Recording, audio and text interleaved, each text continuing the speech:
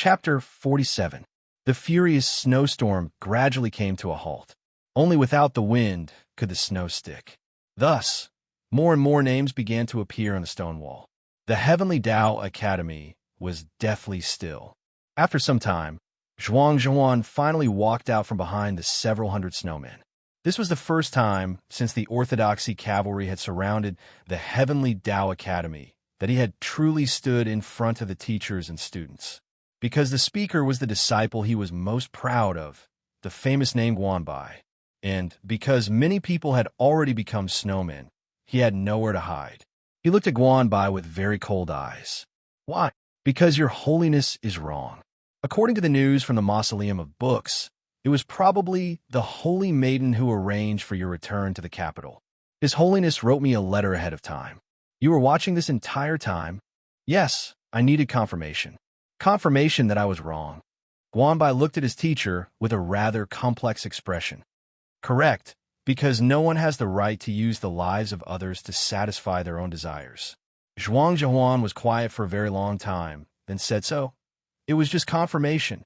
Guanbai's eyes became much calmer as he said, because at the very start, I did not believe that your holiness was this sort of person. Zhuang understood everything and softly said, it seems that His Holiness truly does value you. For the sake of having you watch a show, he actually arranged such a great array of forces. Guanbai replied, His Holiness is benevolent and does not wish to see the Heavenly Tao Academy turn into ashes because of your Holiness's ambition, so he is so patient with me. Ah, ambition. Zhuang gazed into the distance, perhaps at Wenshui or at his home that he had not returned to for a very long time. He repeated these two words. Guanbai wanted to know why he was sighing. After some time, Zhuang drew back his gaze and said, Yes, I have ambition, and it's very grand because I have the ability to match it. My cultivation is very high, my abilities are very strong, and I'm also very young, so why shouldn't I pursue it?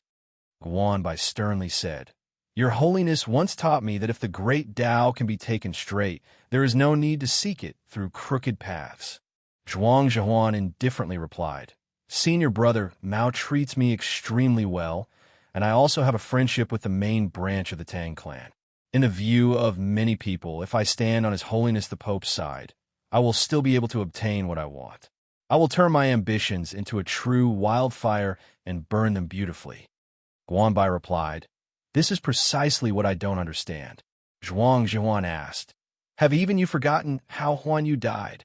Several years ago, Chun Changxing had brought Su Li south from the snowy plains, passing through Xuanyang City to reach the capital.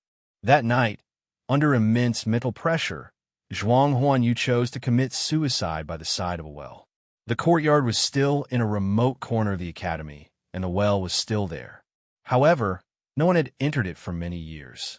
Many people had already forgotten what had happened in the Garden of Zhou, forgotten that after Guanbai, the Heavenly Tao Academy had produced another young man of outstanding talent. Due to the snowstorm today, the ground beside the well was frozen and cracked. It was extremely damaged and could no longer be repaired. Those memories were also dug out from the cold underground. Zhuang naturally would not forget this matter, nor would Guanbai. During the all-school martial exhibition, he had issued a challenge to Chun Changsheng precisely for this matter. Somewhat sorrowful, he asked, Is your Holiness still unable to forget this matter? Whether it was on Tang 36's side or on Principal Mao's side, Zhuang should have been someone Chun Changsheng trusted. Yet he had chosen that side. Was it for this reason? Zhuang shook his head. Huan Yu died because of his own weakness. It has nothing to do with His Holiness. Guanbai did not understand. Then why is it like this? Zhuang indifferently replied, I truly do not hate His Holiness. The problem is who will believe it. Guanbai was speechless. Yes, even if His Holiness himself believed it, would Linghai Zhiwang believe it? Would Taoist Siyuan believe it? Would the Holy Maiden believe it? Since I cannot walk this path, I can only choose another method to ignite my ambition. Zhuang's hand fell on his chest as he said, Otherwise, this place will never be peaceful. Guanbai advised, But now that the matter has failed, why not give up? Because you've recognized my true face, you want me to give up? Who do you think you are? Zhuang mocked. You are the student I taught, so what right do you have to judge whether I'm right or wrong? And what right do you have to ask me to give up? Guanbai was quiet for a while, then said, I am currently speaking to you as the Archbishop of the Hall of Illustrious Persons. These words caused the Heavenly Tao Academy to burst into an uproar, the teachers and students shocked to the extreme.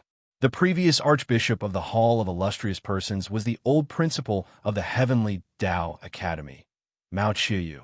They had originally believed that once Principal Mao Qiyu entered the divine realm, Principal Zhuang would assuredly become the Archbishop of the Hall of Illustrious Persons. They had not expected the Li Palace to send a very accurate report that the Pope had no such intentions. The teachers and students of the Heavenly Tao Academy were very disappointed and then angry. Today's situation was largely related to this matter, but the true situation took everyone by surprise. The Archbishop of the Hall of Illustrious Persons would be succeeded by Senior Brother Guanbai. The Li Palace was not suppressing the Heavenly Tao Academy. Could it be that Principal Mao had not been forced away by the Pope? Then what should be done now? Zhuang had taught and educated in the Heavenly Tao Academy for many years, and his reputation truly was very high. But in the hearts of the young students, Senior Brother Guanbai was their greatest pride, their true role model, both in cultivation and virtue. The wind and snow had long since stopped, and spring had returned to the earth. The accumulated snow found it difficult to melt, so those students who had become snowmen slowly regained their ability to move. They didn't know what to do, but they realized that they could no longer raise the weapons in their hands. A squadron of Orthodoxy cavalry was in front of the Mausoleum of Books. A squadron of Orthodoxy cavalry was in the Bureau of Ecclesiastic Education. A squadron of Orthodoxy cavalry was in the Heavenly Tao Academy.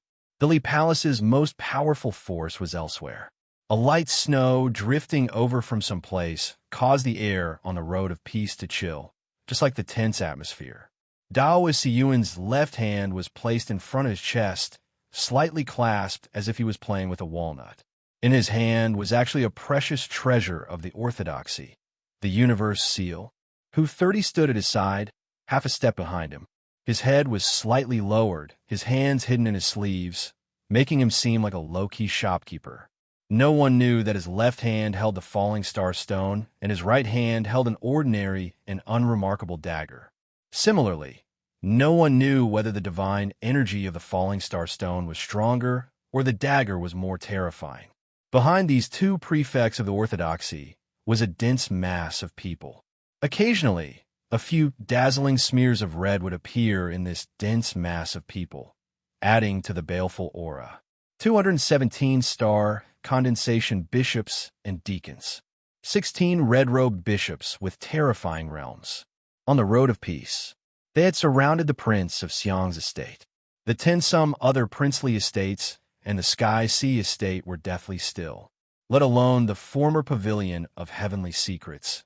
Even the great Zhou imperial court would find it very difficult to gather so many cultivators. This was the power of the Li Palace.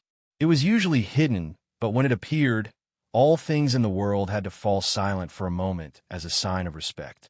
To be continued. Chapter 48. Snow drifted down from the sky above the capital, and so did the road of peace.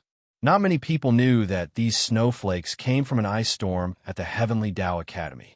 All the gates of the princely estates were tightly shut, and not a single sound could be heard. The Prince of Xiang's estate was as quiet as a tomb. Those snowflakes flew over the high walls of the princely estate and landed in a place where the priests of the Li Palace could not see, but they did not land on the ground. There were countless gusts of wind behind the wall, constantly blowing the soft snow. Hundreds of cultivators and soldiers armed with divine crossbows, standing in the garden and courtyard of the Prince of Xiang's estate. The only thing separating him from the Black Sea of priests was a wall. They did not make any sound and maintained absolute silence. Thus, the sound of breathing became clear. The clearer it was, the heavier it was. The shorter it was, the more nervous it was. The light snow of early spring from the sky could not fall to the ground because of these silent, enigmatic, and heavy breaths. Prince Chun-Lu stood by the window, looking at his subordinates in the garden, silently thinking about these matters.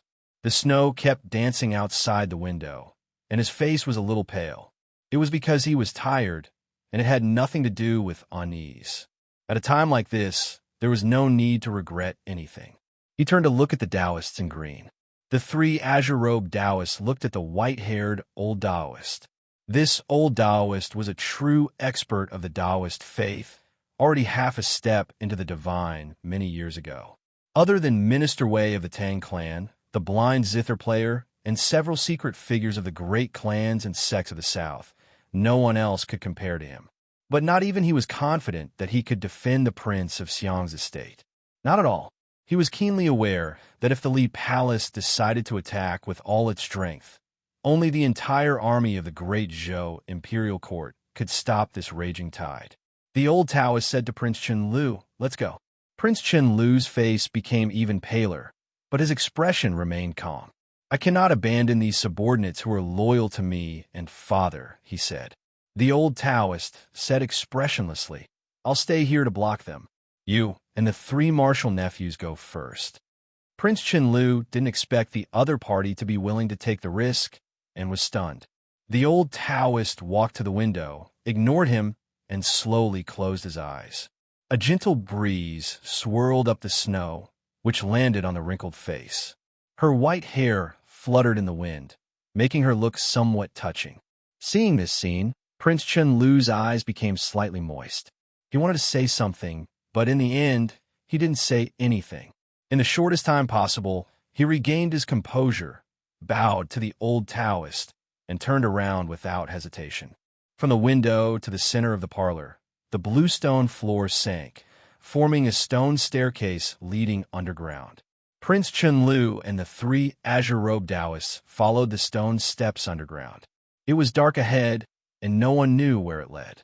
Suddenly, the lamp on the stone wall lit up automatically, illuminating the ground not far in front of them.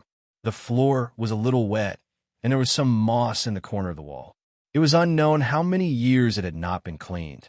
The light fell on Prince Chun-Lu's face. He was very calm. No tears could be seen in his eyes. There was no emotion on his face. Those were all meaningless. He had always believed so. The battle that followed would be meaningless. He didn't care if the old Taoist from the Monastery of Eternal Spring could leave alive or die in battle. He only needed to know that this old Taoist would assuredly cause the experts of the Li Palace to suffer enormous losses. It didn't matter if the family warriors and experts in the mansion surrendered or died in battle. He had never doubted the loyalty and passion of these people. But these people had never been the true trump cards of the Prince of Xiang's estate. The true strength of the Prince of Xiang's estate would never appear in the capital today, because his judgment was very similar to Chen Chongqing's. He believed that the mausoleum of books simply could not be fought. It was not yet time for the final battle, but many people would still die today. He needed to ensure that his life would not be threatened, so he had to leave. He would use this gloomy tunnel to appear on the shore of the Luo River and then leave the capital. On the outskirts of the capital, those several hundred black-armored cavalry had been waiting for him for a very long time. He would bring these black-armored cavalry to Hanqiu City, where he would rendezvous with his most loyal subordinates, the army, and the descendants of the Zhou clan. When the time came, what should he do first? Issue an official declaration? Or first poison the trash of the Zhou clan to death? If it were Emperor Taizong, what would he do? Poison them to death would be too conspicuous. It would be better to put them under house arrest until he ascended to the throne. As he thought of these things, a hint of a smile appeared in the depths of his eyes, illuminated by the lantern light. The three azure-robed Taoists were behind him, so they naturally could not see it. His father was an expert of the divine domain, so he naturally did not need to worry about his safety. Even if the venerable Taoist lost, neither Su Yorong nor Chen Chongsheng were vicious and merciless people, so they naturally would not act against the concubines and brothers of the princely estate. Prince Chun-Lu felt like he had thought of everything, considered everything, calculated everything. But he did not think of his new wife, Ping, or even of this matter itself. He also did not calculate that someone was waiting for him in this gloomy tunnel. In this quiet tunnel, any sound would be particularly clear, like the sound of water flowing underground or the sound of ants crawling through the walls. The two Taoist nuns opened their eyes. Footsteps could be heard up ahead, coming from the prince of Xiang's estate. Huaishu glanced at her senior sister. Huairun had an indifferent expression. Suddenly, the faint rays of light in front of them began to strangely refract. It was like the space there had been warped. What sort of power could make space so noiselessly warp? Huaishu sensed this qi and asked in shock, "What is this thing?" Huairen slightly raised her brows and said in surprise, "Even His Holiness the Pope has moved?" When the space in the tunnel began to warp, a similar scene occurred in the sky. The dim light of the sky was scattered everywhere, clearly illuminating the prince of Xiang's estate. An indescribable pressure descended from the distant sky to the ground. The snowstorm suddenly became berserk. A black dragon claw tore through the clouds and slowly descended. The dragon claw was like a black mountain, the scales on it like gloomy windows, exuding a terrifying qi.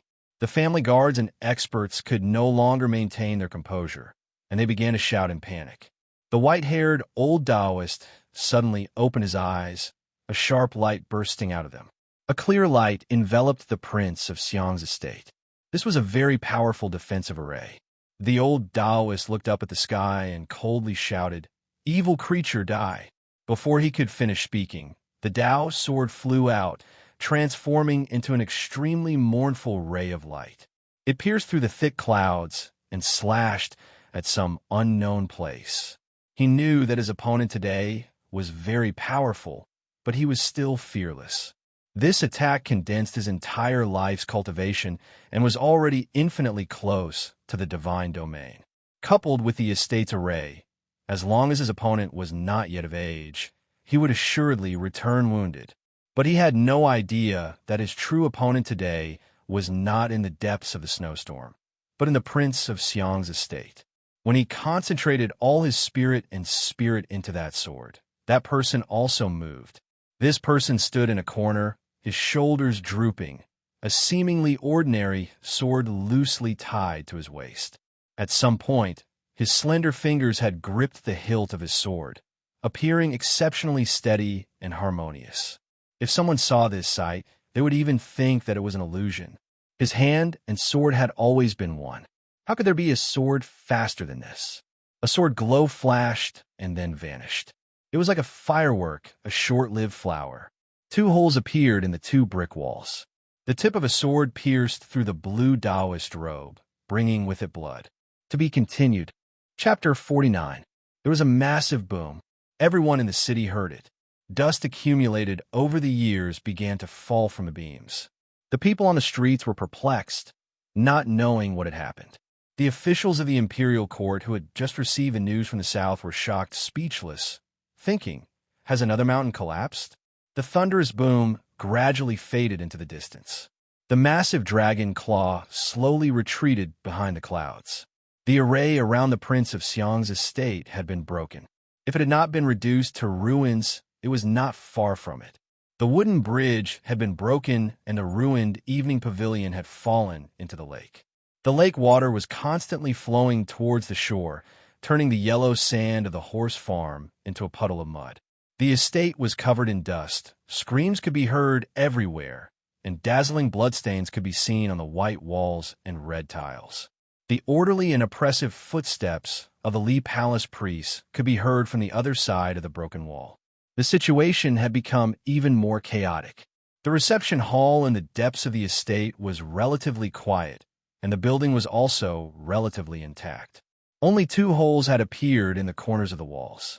Suddenly, a dazzling ray of light shot out from those two holes, looking like a sword.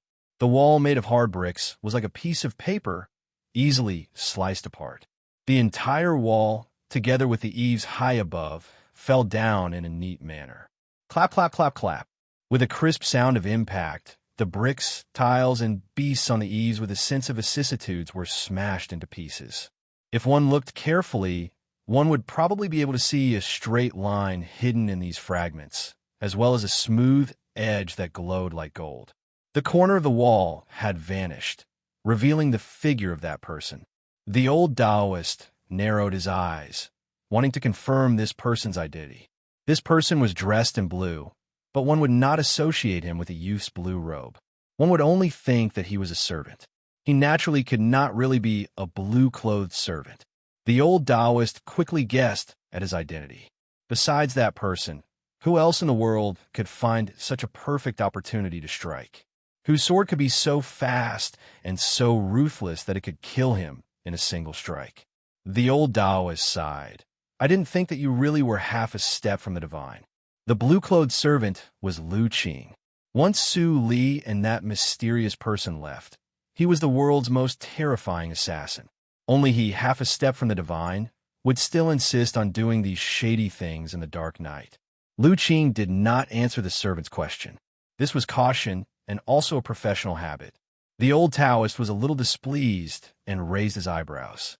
Then his eyebrows broke. There was a cut in the middle of his left eyebrow. The wound was very small and even looked a little delicate. If it was broken by a sword, it could be imagined that the sword's control over the minute details was close to that of a god. Blood seeped out of the delicate wound. The old Taoist sighed and sat against the wall. More and more blood gushed out of the wound, and it even gave off the feeling that it was gurgling out. Lu Qing didn't look at it. His gaze was always on the old Taoist's hand. This had been the case from the moment he appeared. The old Taoist was not holding a sword in his hand. The sword had already disappeared into the sky, but he did not let down his guard, because the old Taoist's hand was still empty. At this moment, the old Taoist's fingers finally loosened. After holding his breath for a long time, he finally exhaled. This breath was as hot as lava, like boiling lava, instantly burning the snowflakes floating in the sky into green smoke. A series of hissing sounds rang out. His gaze moved up and rested on the old man's face for a moment. The old Taoist had already closed his eyes and was no longer breathing. He had finally truly relaxed, but there was no joy on his face, only a pallid white. In order to kill his opponent, he had also suffered a very serious injury. Without the array and without a true expert like the old Taoist, the Prince of Xiang's estate's defense could only last for a very short time before the Li Palace's vast strength. The Li Palace very quickly took control of the entire estate, and it even took control of the two neighboring estates. Hu 32 ordered his subordinates, "Don't startle the women in the rear residence." The orthodoxy had finally launched an attack on the imperial clan. Regardless of what happened in the future, it was now time to obtain sufficient benefits. There were some account books and some secret items that the Li Palace had to obtain. As for how to deal with the people in the estate, that was a completely different matter. The bishops of the 13 divisions of Radiant Green and the bishops of the divine arts of the Li Palace were currently treating the injured. From time to time, one could see sacred light flashing in the ruins, followed by moans. Even the injured of the Prince of Xiang's estate were being treated. Of course, they would be treated after the priests of the Li Palace. Taoist Yuan slightly frowned as his right hand rubbed his slightly bulging belt. He deeply disapproved of this method, but this was the Pope's order. The bottle of cinnabar pills in his belt had also been personally given to him by the Pope. Even if the sacred light technique could not save someone, with this bottle of cinnabar pills, it would be very difficult for them to die. Of course, those who were already dead would never be able to come back to life.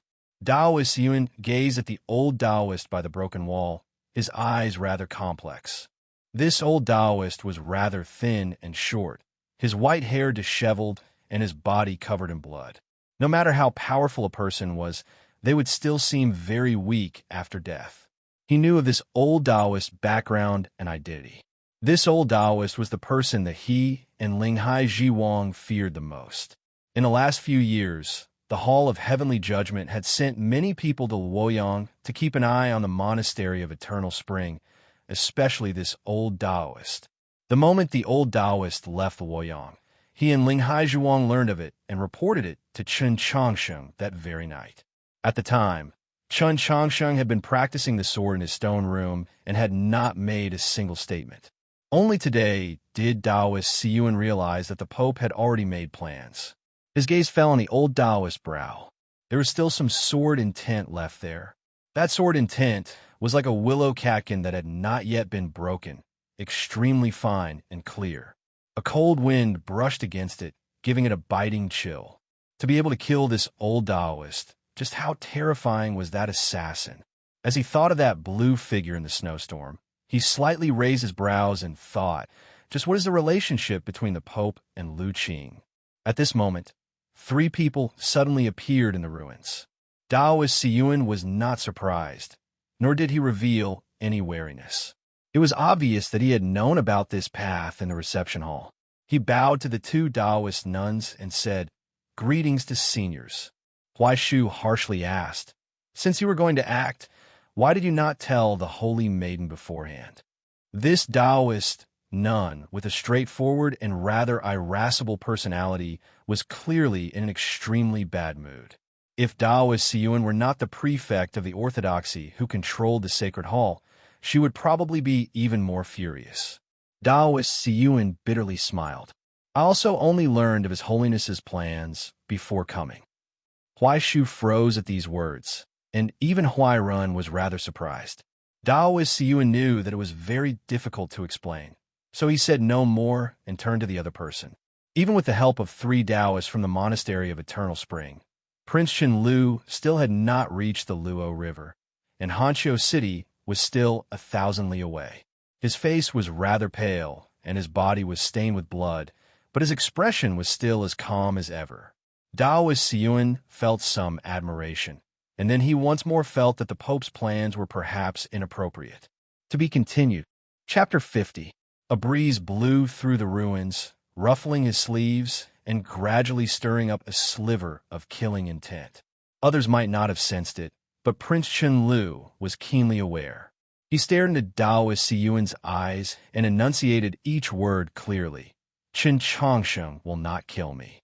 Huai Shu froze, and then she understood what he meant.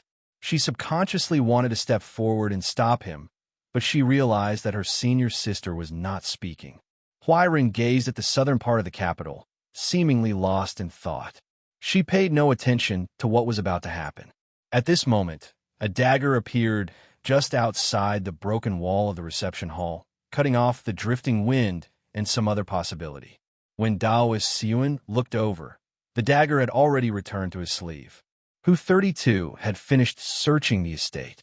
Taoist Siyuan expressionlessly said, "Sometimes benevolence is the same as stupidity." Hu 32 humbly said, "Since it is His Holiness's will, then error is also right. Stupidity can only be because of us." It sounded rather awkward, but the meaning was actually very simple.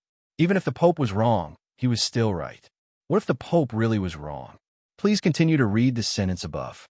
Taoist Siyuan drew back his gaze from Prince Chen Lu, and the wind around his sleeve also stopped. Hu 32 gave a simple explanation of the current situation. From the collapse of Mount Emo to the Li Palace priests taking control of the Road of Peace, many things had happened around the capital, but only a very short period of time had passed. The Mausoleum of Books was still in a stalemate. Even against that true legend, Su Yurong had no intention of backing down. Huai Ren and Huai Shu had entered the tunnel in the early morning, so they had no idea what was happening in the Mausoleum of Books. When they learned that even Wang Jitze had appeared, they were naturally shocked. Why would Lord Wang? Huai Shu was very nervous and uneasy, unable to continue. Huai Ren thought, "No wonder I felt that there was something wrong with the South." After a moment of thought, she said, "Let's go to the Mausoleum of Books and take a look." Huai Shu's voice trembled as she said, "But that is Lord Wang."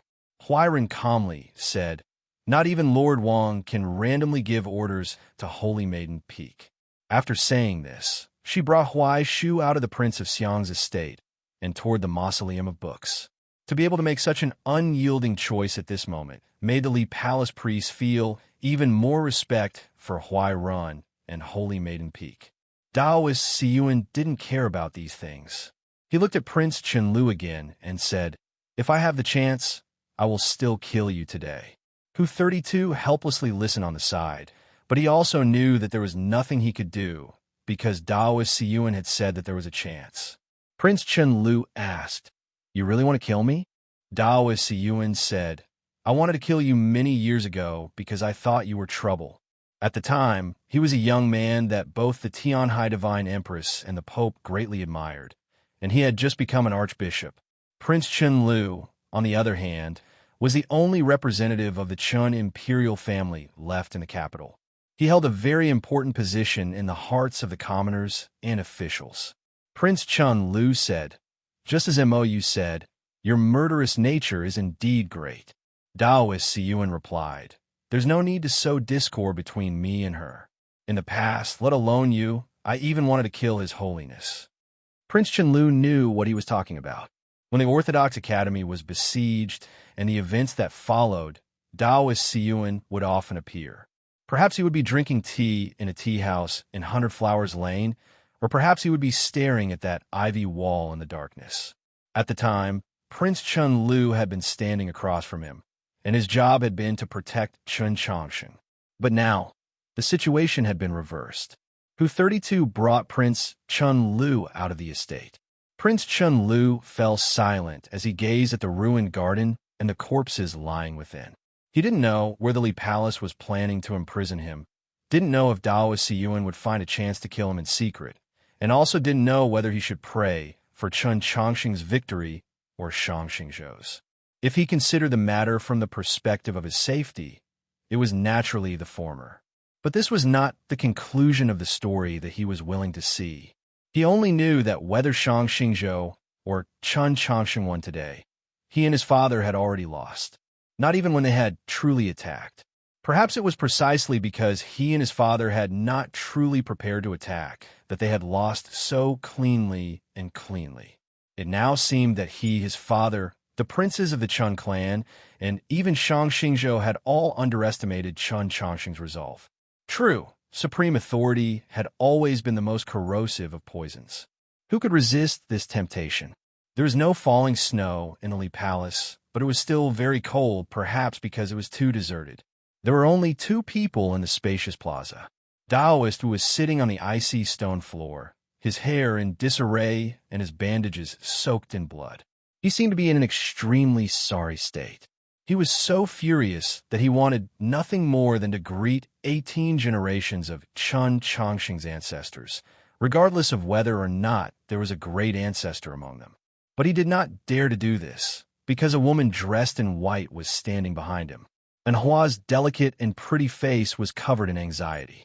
She gripped her dagger, her eyes fixed on the nape of Daoist Wu's neck. When the Pope left, he had made it very clear that if the situation changed, she had to kill this old man as soon as possible. The 2 archbishops had also taught her very clearly that in order to kill a person, the best way was to cut off their head. Chen Changxing walked out of the Li Palace. The teachers and examinees participating in the grand examination were all in the green leaf world. The crowd that had come to watch the spectacle had long ago dispersed, leaving the stone pillars in silence. He believed that he was alone and was preparing to face this world, so he couldn't help but feel rather lonely. But just when he was prepared to sigh, he saw Tang 36. He was rather surprised and embarrassed by this sight. Tang 36 said, "Since you could write a letter to Guanbai in advance, you could have told me." When he said this, his voice was very calm, but everyone could hear the annoyance in it. Chen Changxing replied, "I know the Tang clan style of doing things. Once you strike, there is no way out, so I don't want you to be dragged into this." Tang 36 replied, "Since we're going to move, we have to move like a thunderbolt. Do you not agree with the Holy Maiden's method?" Chen Changxing replied, "Yorong's method is already the best method she can think of in this sort of situation. Using the future of the human race to threaten a person like Shang Xingzhou seemed naive, childish, and absurd, but this was not the case. Because Shang Xingzhou understood that naivety often meant absolute callousness. If not for Wang Zhi's sudden appearance today, Su Yurong really might have succeeded."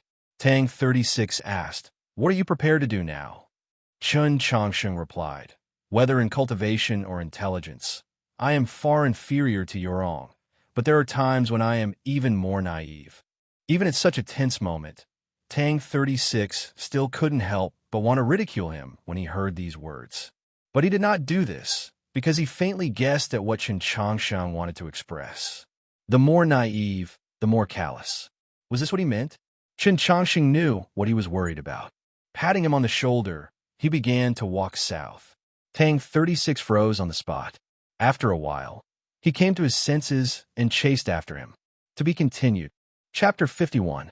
In the last several hundred years, this was the day with the most red geese in the capital. From time to time, red geese would fly across the sky, leaving behind trails. The shocking news spread everywhere along with these traces. The Heavenly Tao Academy, the Bureau of Ecclesiastic Education, the Prince of Xiang's estate. These trails revealed the powerful and callous will of the Li Palace, and also the attitude of the young pope. Suddenly, there were several cries of fear as the red geese scattered in all directions. The sky suddenly darkened. The common people on the streets raised their heads and saw a massive shadow obscuring the sky over the capital. The clouds roiled like furious waves as the shadow gradually revealed its true form. A black mountain range, 10-some li long, seemed to appear in the sky. The occasional ray of sunlight would reflect off the surface of the black mountain range like a mirror. The weather abruptly turned cold, and snowflakes began to fall. The capital seemed to return to midwinter. At this sight, the common people recalled the terror their ancestors had felt when they were dominated by dragons and were terrified to the extreme. The massive shadow drifted toward the mausoleum of books. It seemed very slow, but it was actually extremely fast. The color of the river water around the mausoleum of books had deepened, giving off a much colder feeling. The shadow did not continue to invade the mausoleum of books through the main gate, nor did it go through the southern gate. Instead, it crossed the river, overflowed the green-orange grove and the small courtyard with half a piece of cured meat hanging on it. Those clear and shallow canals ultimately enveloped the entire mausoleum of books. There was a person at the bottom of the shadow. His facial features were delicate and his eyes were clean. He seemed extremely fresh and clean. He was dressed in a divine robe and held a divine staff in his hand. His chi was incomparably divine. He was the embodiment of faith, the supreme good of the human world, the current pope. Very few people had seen this Chen Changsheng. The girls of South Stream Temple had their mouths slightly agape in shock. Su Yurong slightly tilted her head to size him up, a hint of a smile appearing in her clear and cold eyes. Shang Xingzhou turned to Chen Changsheng. His gaze pierced through the countless sword intents in the South Stream Temple sword array, also seeming to become incredibly sharp and awe-inspiring. But in the end, he still looked at Chen Changsheng. That year, when Chen Changsheng carried the Tianhai Divine Empress down the Mausoleum of Books, he walked towards the peak of the Mausoleum of Books, brushing past her, his eyes unwavering. Later on, he never saw his disciple again. Even though they had worked together in White Emperor's City, even though master and disciple had conversed in the Orthodox Academy 3 years ago, he had not truly looked at him, but indifferently looked down on him from a higher position. Today was the first time he looked directly at Chen Changsheng. His eyes were very deep and obscure, just like the mountain in a cloud grave. It was impossible to see the truth clearly, but occasionally a ray of sunlight would shine down. It was an expression of admiration. This was also the first time he felt that Chen Changsheng's performance today was quite good. When the Mausoleum of Books was in trouble, the Li Palace struck like a thunderbolt, taking control of the capital in the shortest amount of time possible. Whether it was his choice of timing or his forceful methods, it all showed that Chen Changsheng had truly matured. In a sense, his actions today could even smell the scent of an ambitious and ruthless person. These things seemed simple, but were actually very difficult. Chen Changsheng had remained silent for the past few days, as if he was not involved, but no one would truly believe that he was not doing anything. Countless eyes had been staring at the Li Palace this entire time. Shang Xingzhou had been watching him this entire time. Wang Jitze was also watching him. Daoist Wu was their eyes. But Chen Changsheng had succeeded in deceiving them. It seemed that not even Su Yurong knew what he was thinking. When Shang Xingzhou was looking at Chun Changsheng with an expression of admiration for the first time, Wang Jitze was looking at the shadow, shrouding the mausoleum of books. He seemed to be thinking of something from the past, and a hint of reminiscence appeared on his face. The shadow suddenly vanished, transforming into a blizzard. A black-clothed girl appeared in the blizzard.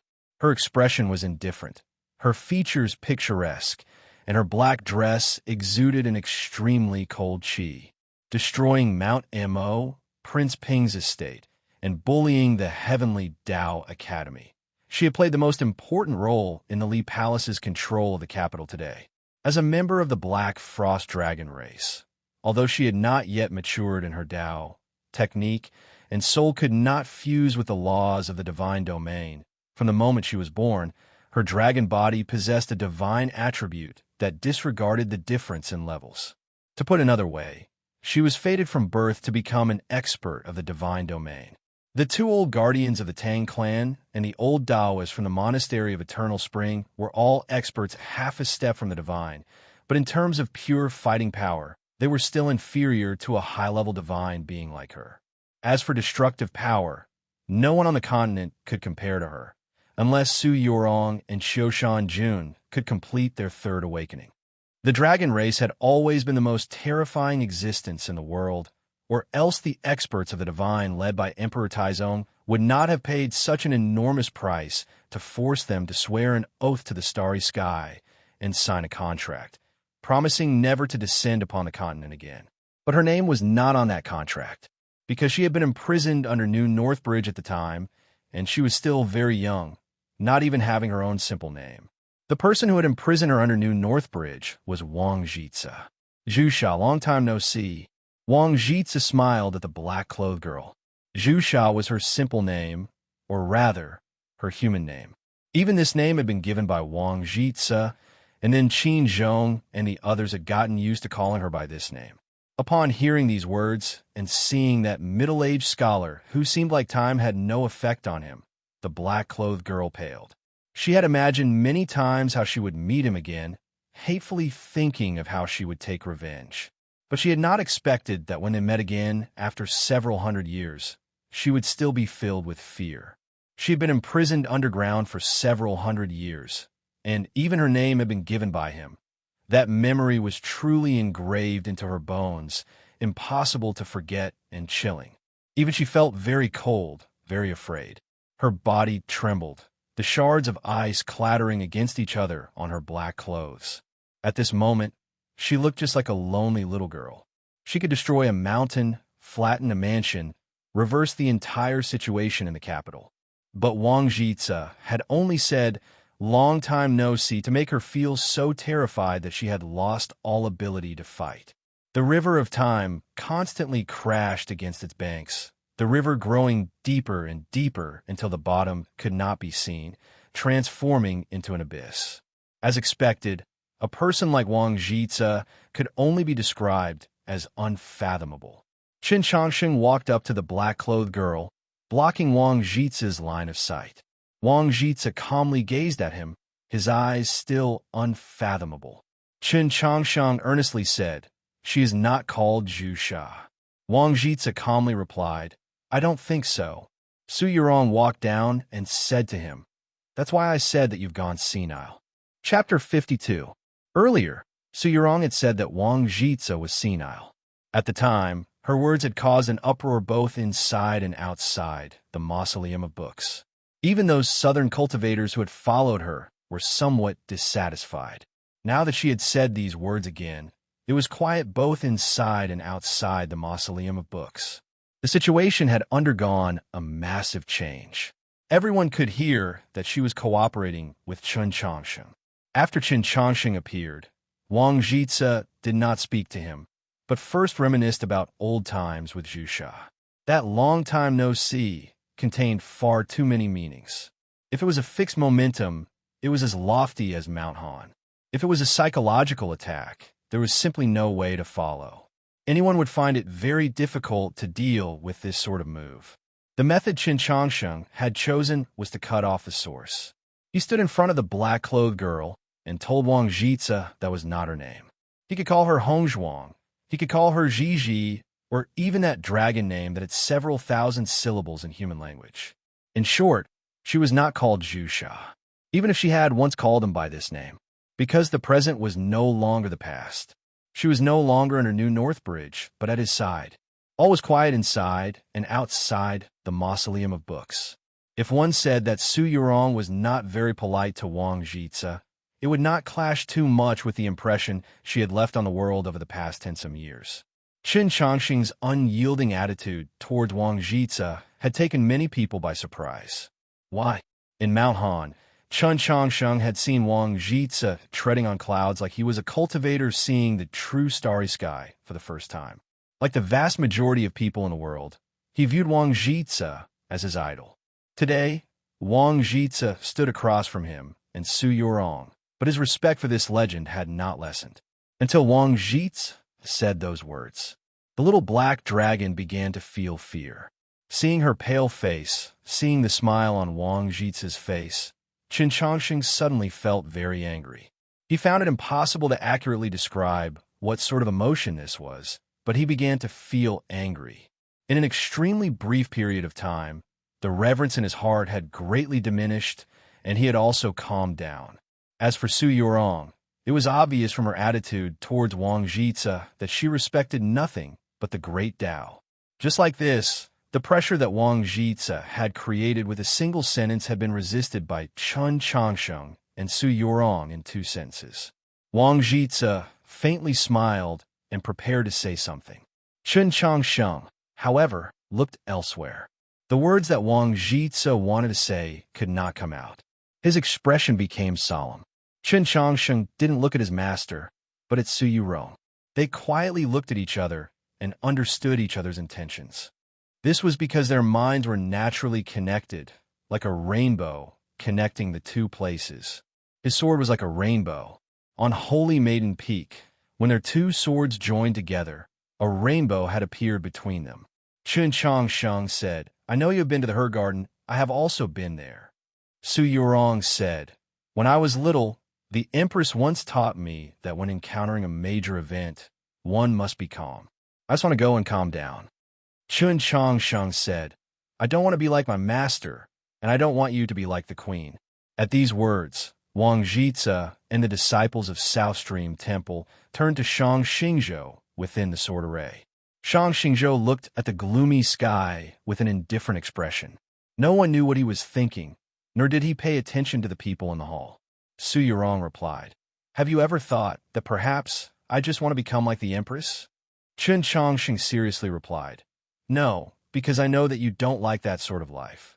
He knew that she liked to stand on cliffs, admire the snow, listen to the rain, gather herbs, and read. Su Yurong faintly smiled and sighed. "I know that you also don't like to live this sort of life." She knew that from his childhood, he had become accustomed to guarding the temple, sweeping the snow, sheltering the rain, taking medicine, and reading. As for scheming, cheating, callous slaughter, and calm threats, none of them liked doing these things, but the situation was like this, so they had to do it. Moreover, they understood each other too well. They knew that the other did not like it, so they did not want the other to do it, so they wanted to do it themselves. Su Yurong attacked first, Qin Changxing followed. A sword to the east, a sword to the west. The sword was unintentional, but it was intentional. They had not deliberately cooperated, but in the end, they still walked together. Only when 2 swords truly joined together could they have this sort of tacit understanding, giving off a feeling like it was made by the heavens. Su Yurong trapped Shang Xingzhou in the mausoleum of books and held back those princes. Qin Changxing brought the strength of the Li Palace and swept through the surroundings like a flood. The final result was perfect. The Orthodoxy's conservative faction had been purged and the capital was under their control. With a decree from the palace, Shang Xingzhou might truly be defeated.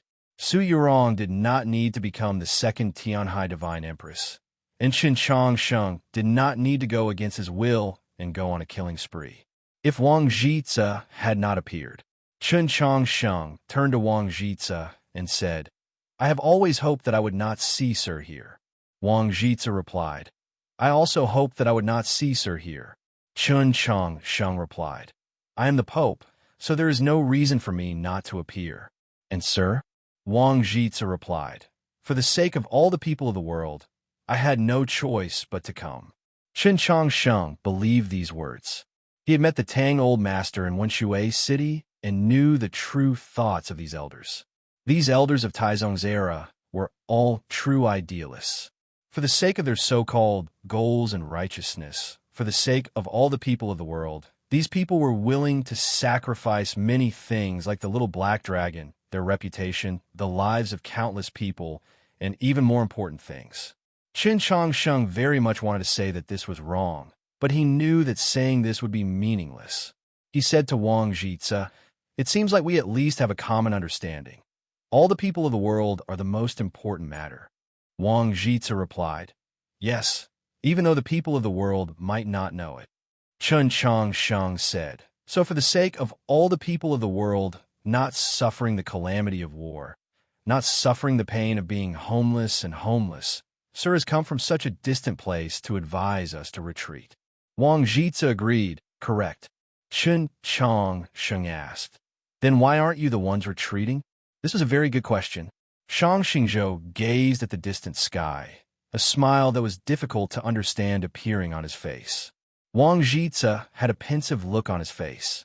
If one said that leading the human race forward required a valiant will and daring, as well as an outstanding ability to carry out tasks, what Su Yurong and Chun Changsheng had done today had already proved that they could become outstanding leaders. Shang Xingzhou had to admit this point, and Wang Jitsu had to admit this point as well. The current danger came from the confrontation between the two sides. The slightest carelessness could lead to 3 months of continuous war and the destruction of the human race's advantageous situation. The princes and the experts of the imperial court had all entered the mausoleum of books. The experts of the sects of the south had also walked out of the forest. Wang had also come, hugging his blade as he stood in the distance. Several voices, some tough and some angry, rose up.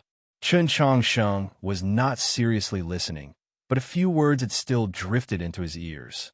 There was no retreat. If he retreated, only death awaited him. Thus, Chun Chang Sheng asked another question. In the years to come, this question would become extremely famous. If all the people of the world are so important, why can't all of you die for them? His expression was extremely serious, his eyes bright and clean, like a mirror, because he was not mocking them, nor was he angrily criticizing them. He truly could not understand. Wang Jitsu looked into his eyes and suddenly realized that he could not answer this question. To be continued. Chapter 53. If these words had been spoken out of anger or ridicule, they would have been easy to answer, but Qin Changsheng was seriously asking a question. He truly did want to know the answer to this question. When he saw Taoist Wu in the stone room and learned that Wang Jitsu would appear, he had begun to ponder this question, but he had never been able to find an answer. Since one side needed to retreat, why couldn't you retreat? If retreat meant falling into the abyss and dying, why didn't you die? Idealists who placed all living beings in the world above all were willing to shed their heads and spill their blood. Why couldn't they make this choice? Wang Jitsu didn't know how to answer this question. In his long life, he believed that he had not been mediocre, but had made some contributions, done many things for the human race. And he believed that he had an immense benevolence towards the world. So when he looked back on the past, he felt no regret, no shame. He was calm and confident. Only when he heard these words today did he realize that they were just skins of dough that had been blown hard by the wind. They simply could not be cooked into true delicacies. Wang Jitsu could not answer Qin Changsheng's question because he knew that it was a real question. The others did not know that it was a real question, so they naturally believed that Chun Changsheng was humiliating Wang Jitsu. Thus, angry retorts and sharp questions rang out incessantly. Then why don't you die? Your Holiness the Pope, you can also die. Do you and the Holy Maiden add up to the Taoist respect? Are you more important than Lord Wang? From a realistic perspective, these words were very reasonable. Chun Changsheng and Su Yurong were extremely talented in cultivation, but they were still very young and needed a lot of time to enter the divine domain. Shang Xingzhou and Wang Jizhe were legendary experts who had made their names many years ago. If the human race wanted to defeat the demons, the latter was naturally more important. My words are only related to reason, not to strength or weakness. Otherwise, Zhou Dufu would not have died back then. Chen Changxing's words caused the voices in the hall to gradually grow softer. Even now, the entire continent was unable to determine whether Zhou Dufu was dead or alive, but countless guesses have been circulating over the centuries. These rumors were often related to Wang Jizhe, and they were extremely dark. Wang Jizhe seemed to think of something, his expression turning gloomy. Chen Changsheng continued, "Some people think that the common people of the world are the most important and that it is worth sacrificing countless people, and then they use this to ask me. That's why I asked that question. As for myself, I don't think that way, so I naturally don't need to answer this question." These words were in response to those questions, and also for Wang Jizhe to hear. Wang Jizhe was silent for a long time before he sighed. In the end, it's just selfishness. As soon as these words came out, everyone fell silent. Chen Changsheng was silent for a while and said, "So it's selfishness." Su Yurong looked at him quietly. She knew that he was sad at this moment. This wasn't the answer Chen Changsheng wanted to hear, although he should have already expected this before asking that question. From the 100 Garden to the Mausoleum of Books, the stage was constantly changing, but it was still the same old plot. There was nothing new under the starry sky. But what would be the ending of the story this time? If, unfortunately, there was no if. After several hundred years, Wang Jizhe once again appeared in front of the world. How many people would still be willing to support Chen Changsheng and Su Yurong? The experts from the south said nothing, and the heads of the Mutuo clan and Wu clan were nowhere to be seen. How many of those Li palace priests and orthodoxy cavalry loyal to Chen Changsheng still had the courage to raise their weapons when they learned that their opponent was Wang Jizhe? The Prince of Zhongshan coldly snorted, displeasure appearing on his face. The other princes, ministers, and divine generals, on the other hand, were clearly much more relaxed. In their view, the outcome of today's battle was already extremely clear. At this moment, several young people walked into the Mausoleum of Books. They arrived in front of the divine path, met up with the elders of the Sword Hall, and then stood behind Su Yurong. In this entire process, they did not hesitate to not discuss. Both their movements and expressions were extremely natural. Su Yurong faintly smiled at them. Chen Changsheng nodded in greeting. Wang Jizhe had never seen these young people before, but he could guess that they were Go Hanshi, Guan Fei Bai, and Bai Kai. The Mount Li sword sect had been the vanguard of the human race's resistance to the demons in the last several hundred years. It had an extremely good reputation and great influence. Wang Jizhe lived in seclusion, so he also knew of these things, but he did not know of the many things that had happened in the last few years.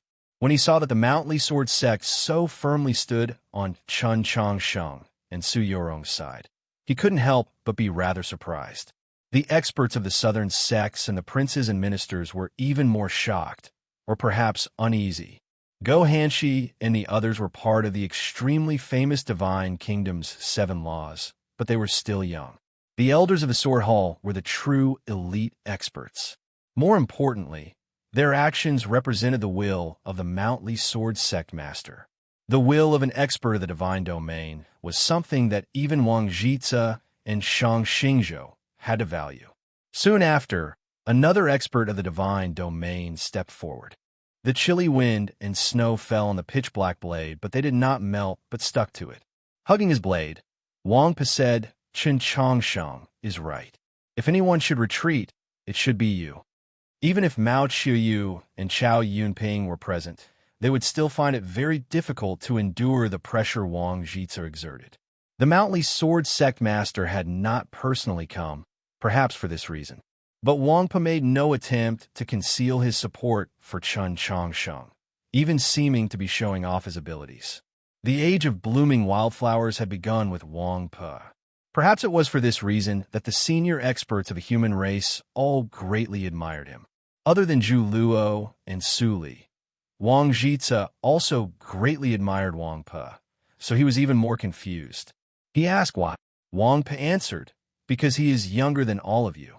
He arched his brows. Younger? To be young is to be correct.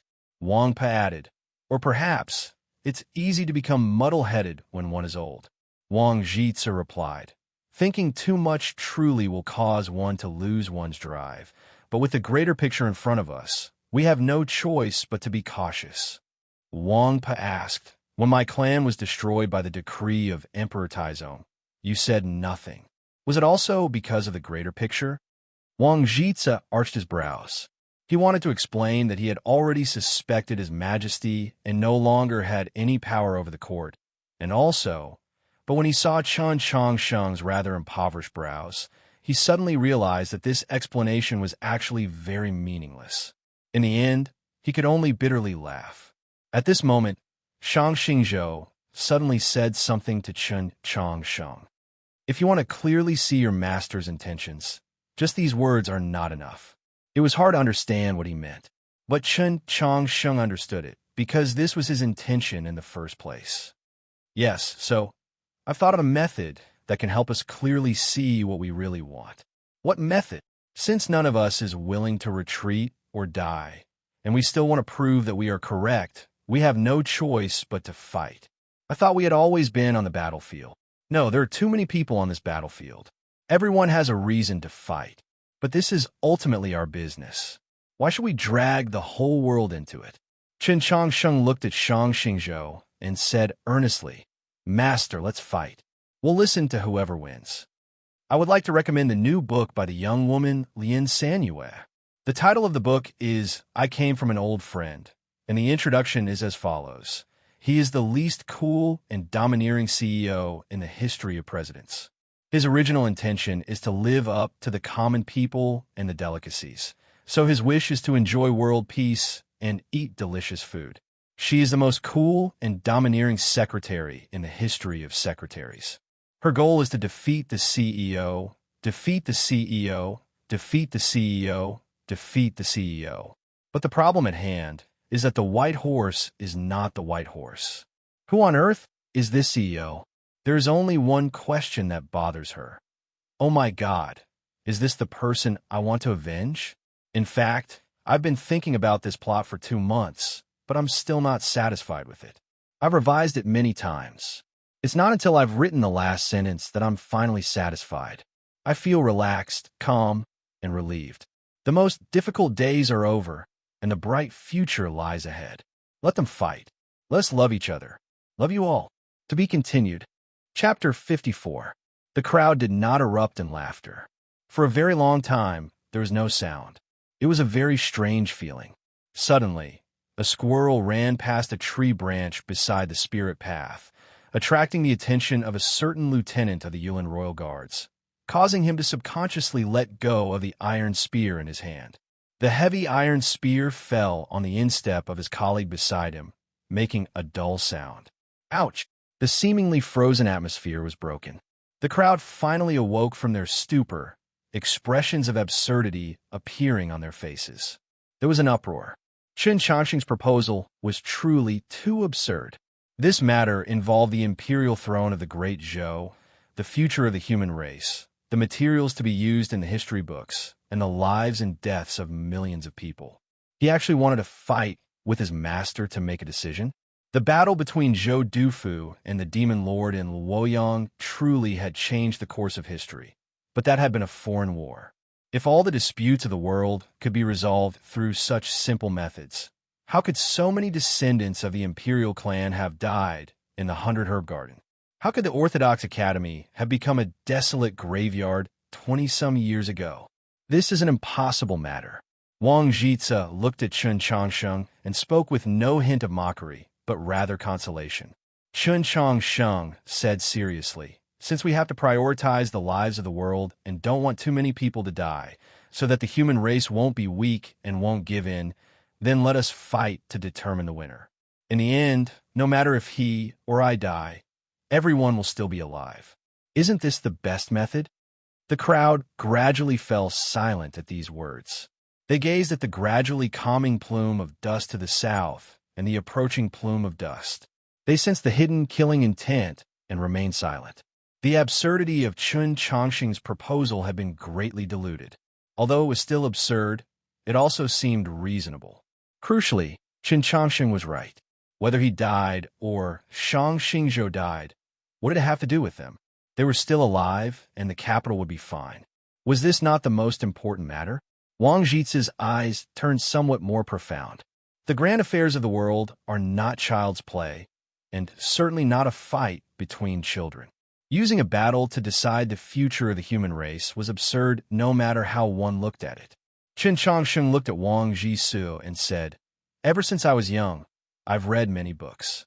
There are many plots and schemes in the books, but if you look deeper or think more simply, what difference is there between those things and the children fighting in Xining village? It just depends on whether they're fighting for candy, fish, the world, or the weight of a chapter in the history books." Wang Jitsu was silent for a very long time. Before Chun Chongqing and Go Han became famous for being able to read the scripture of the way, he was the first genius to read the scripture of the way. The number of books he had read was definitely no less than Chun Chongqing's, but it was only today that he began to consider the contents of the books from a different perspective. Ruling a large country was like cooking a small fish. He had always thought that this was being cautious, but according to Chun Chongqing's words, it could be said that there was no need to care at all. The struggle for hegemony was like a fight between children. There was no need to mention the bloodshed in the palace. One had to know that even killing a fish would cause blood to flow. Wang Jitsu said, "I admit that your view might be reasonable, but your master won't agree." While Chun Chongqing and Wang Jitsu were speaking, Shang Xingzhou had maintained a silence. He stood in the South Stream temple sword array, with no intention of breaking it. He calmly gazed into the distance, his thoughts inscrutable. Chun Chongqing knew that Wang Jitsu was correct. He understood Shang Xingzhou's thoughts better than anyone else. Shang Xingzhou was the world's most cautious, most astute, and far-sighted person. He would always plan before taking action. Without absolute confidence, he would not act, and even if he did act, he would not leave behind any traces. Thus, even those meritorious ministers of the Lingyan Pavilion had died at his hand, yet very few people in the world knew of Taoist Ji's existence. Thus, in the years after the bloody incident of the Orthodox Academy, not even the Tianhai Divine Empress could find a trace of him. A person like Shang Xingzhou would never place all his chips in a single battle. No matter how one looked at it, he was certain to win this battle, because what he wanted was a great undertaking that would last for ages, and as long as it was a battle, there would always be uncontrollable contingencies. How could Chun Chongqing convince him? When I saw Taoist Wu walk down from the stone wall, I began to think about how I should handle this matter. At this point, Chun Chongqing glanced at Su Yurong. It was also at that moment that he knew that Wang Jitsu would appear and that she would lose to his master. He turned to Wang Jitsu and continued, "And then, I suddenly thought of a method." Hearing this, countless gazes fell upon him. Shang Xingzhou also turned to look at him, apparently wanting to know just what sort of idea he had. "I know that it will be very difficult for me to convince Master to agree to my proposal," Chun Chongqing said to Wang Jitsu, "but you can." Shang Xingzhou had invited Wang Jitsu to the capital so that he could convince Su Yurong not to engage in a crazy act of mutual destruction. Chun Chongqing had done nothing because he was also waiting for Wang Jitsu to appear.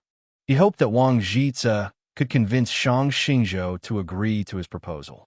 Yes, the only person that could convince Shang Xingzhou was Wang Jitsu. And since it's a fight, there's always a need for a referee. Chun Chongqing continued, "In the entire continent, only Sir has the right to be a referee because Sir's reputation is sufficiently high that everyone trusts in Sir's impartiality." Wang Jitsu was quiet for a few moments, then said, "So you really were waiting for me to appear?" The crowd finally understood Chun Chongqing's words and his plans. Su Yurong had entered the palace late at night.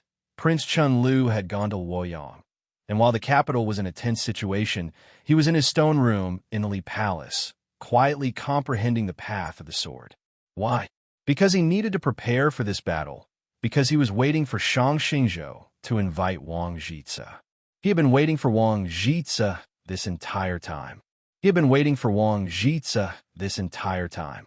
But why was he so sure that Wang Jitze would help him? Just because of Wang Jitze's reputation and impartiality? Wang Jitze looked at Chen Changsheng and said, "I don't have a good relationship with your master." His expression became much colder. Chen Changsheng replied, "I know, but since Sir has come, it means that your relationship isn't as bad as I first imagined." The vast majority of the meritorious ministers and generals of the Lingyan Pavilion had died at Shang Xingzhou's hands. Shang Xingzhou was Emperor Taizong's most invisible and terrifying blade. Wang Jitze did not have a good relationship with Emperor Taizong, and he was also one of the portraits in the Lingyan Pavilion. Logically speaking, he should have hated Shang Xingzhou. Chen Changsheng used to think this way as well. But when he discovered that Wang Jitze would accept Shang Xingzhou's invitation to come to the capital, he began to re-examine the relationship between the two. He recalled that when he was being pursued by the demon lord in Mount Han, Wang Jitze had suddenly appeared. This made him certain that his master and Wang Jitze had always been in contact. Wang Jitze said, "You're wrong. My coming to the capital has nothing to do with your master." This goes back to the original sentence. All the people of the world. Chen Changsheng was rather surprised, but he was not disappointed. His so-called persuasion was still just a matter of choosing a side. As long as Wang Jitze was willing to stand on his side, Shang Xingzhou would have to agree to his proposal. Otherwise, Shang Xingzhou would have to pay an even greater price, a price that he rationally judged to be unbearable. The problem was, even if Wang Jitze was persuaded and no longer supported Shang Xingzhou, why would he help him? Or was it because of all the people of the world? This was admittedly a very powerful reason, but Chen Changsheng did not want to say this word. He had already used this word far too many times today, so many that he felt somewhat uncomfortable. He looked at Wang Jitze and seriously said, "Because Taoist will die." Chapter 55. Students, today the Q&A we talked about a few days ago has finally been published on the official WeChat account. It involves the plot and many gossip. The number of words is truly too many, more than 10,000, so it will be published over the next few days. I welcome everyone to read it. Then, because of a small error in operation, the official WeChat account opened for praise. Just now, I saw that quite a few friends had already praised it and spent money. Everyone, please don't do this. Black is ashamed. The money I received for praise will be donated in a few days. When the time comes, I will report to everyone. I'm not being pretentious, but I feel that Q&A is an exchange between me and you, not a way to earn money. In the future, if I write an article on the official account, I will calmly ask for money from everyone. The title of the chapter is Big Cuckoo Chicken. In the end, I hope that I can say in a very inconspicuous manner, today's chapter is not enough for 2,000 words, and there will be no updates tomorrow. A cold wind blew and a light snow drifted. Taoist Wu's face was full of resentment, and his body was covered in blood. He sat cross-legged on the cold ground, constantly cursing at the sky. But he did not dare to move, not even lower his head, because the coldness around his neck was growing stronger and stronger. It was not because a snowflake had fallen into his collar. It was because Hua was staring at his neck from behind, a sharp dagger in her hand. Wang Jitze stared into Chen Changsheng's eyes, his brows slightly arched as his gaze became extremely sharp. When he saw Chen Changsheng appear in the mausoleum of books, he knew that Taoist Wu had failed. He did not care, thinking that with Taoist Wu's seniority and reputation, the Li Palace might imprison Taoist Wu, but they probably would not humiliate him. He had never imagined that Chen Changsheng would use Taoist Wu's life to threaten him. One could imagine that Taoist Wu was in an extremely terrible situation. Wang Jitze was rather unfamiliar with this feeling. It had been many years since anyone had dared to think about him, both good and bad. Back then, Shang Xingzhou had entered the estates of the Lingyan Pavilion, but he had never thought about him. Or else history might have taken a completely different shape, let alone threaten him. He calmly gazed at Chen Changsheng, saying nothing. He was the most famous scholar in the last 1,000 years, but he was definitely not a scholar without the strength to truss a chicken, and he certainly had nothing to do with the word weak. In the past, he had led the allied army of humans and demi-humans from Tianliang County all the way to Shuilao City, leaving a trail of blood and a trail of corpses. When it came to killing people, even if all the people in the mausoleum of books added together, he would not have killed as many people. His eyes were like an abyss, but there were also raging flames. Qin Changsheng, however, wasn't afraid at all. He calmly looked at him and didn't have any intention of retracting his words. With a light sound, the remaining snow danced in the air. Su Yorong's right hand lightly rested on the hilt of the temple sword, her pure white wings slowly moving. Go Hanchi's group and the 3 elders of Mount Li Sword Hall said nothing. They took out their swords and prepared to charge. Wang Pe no longer crossed his arms. His left hand gripped the scabbard, ready to draw his saber at any moment. When that blade that had once severed the Luo River was unsheathed once more, could that river outside, the mausoleum of books, still continue to flow? The elders of Gentle Stream Temple, 3 Suns Sect, and a few other southern sects struggled for a moment before finally raising the weapons in their hands again. The expressions of those from the imperial court turned ugly. Was he going to draw his sword at the slightest disagreement? After all, this was Wang Jitze. This was Wang Po's way of the blade, Mount Li's way of the sword, and also Qin Changsheng's way. Straight.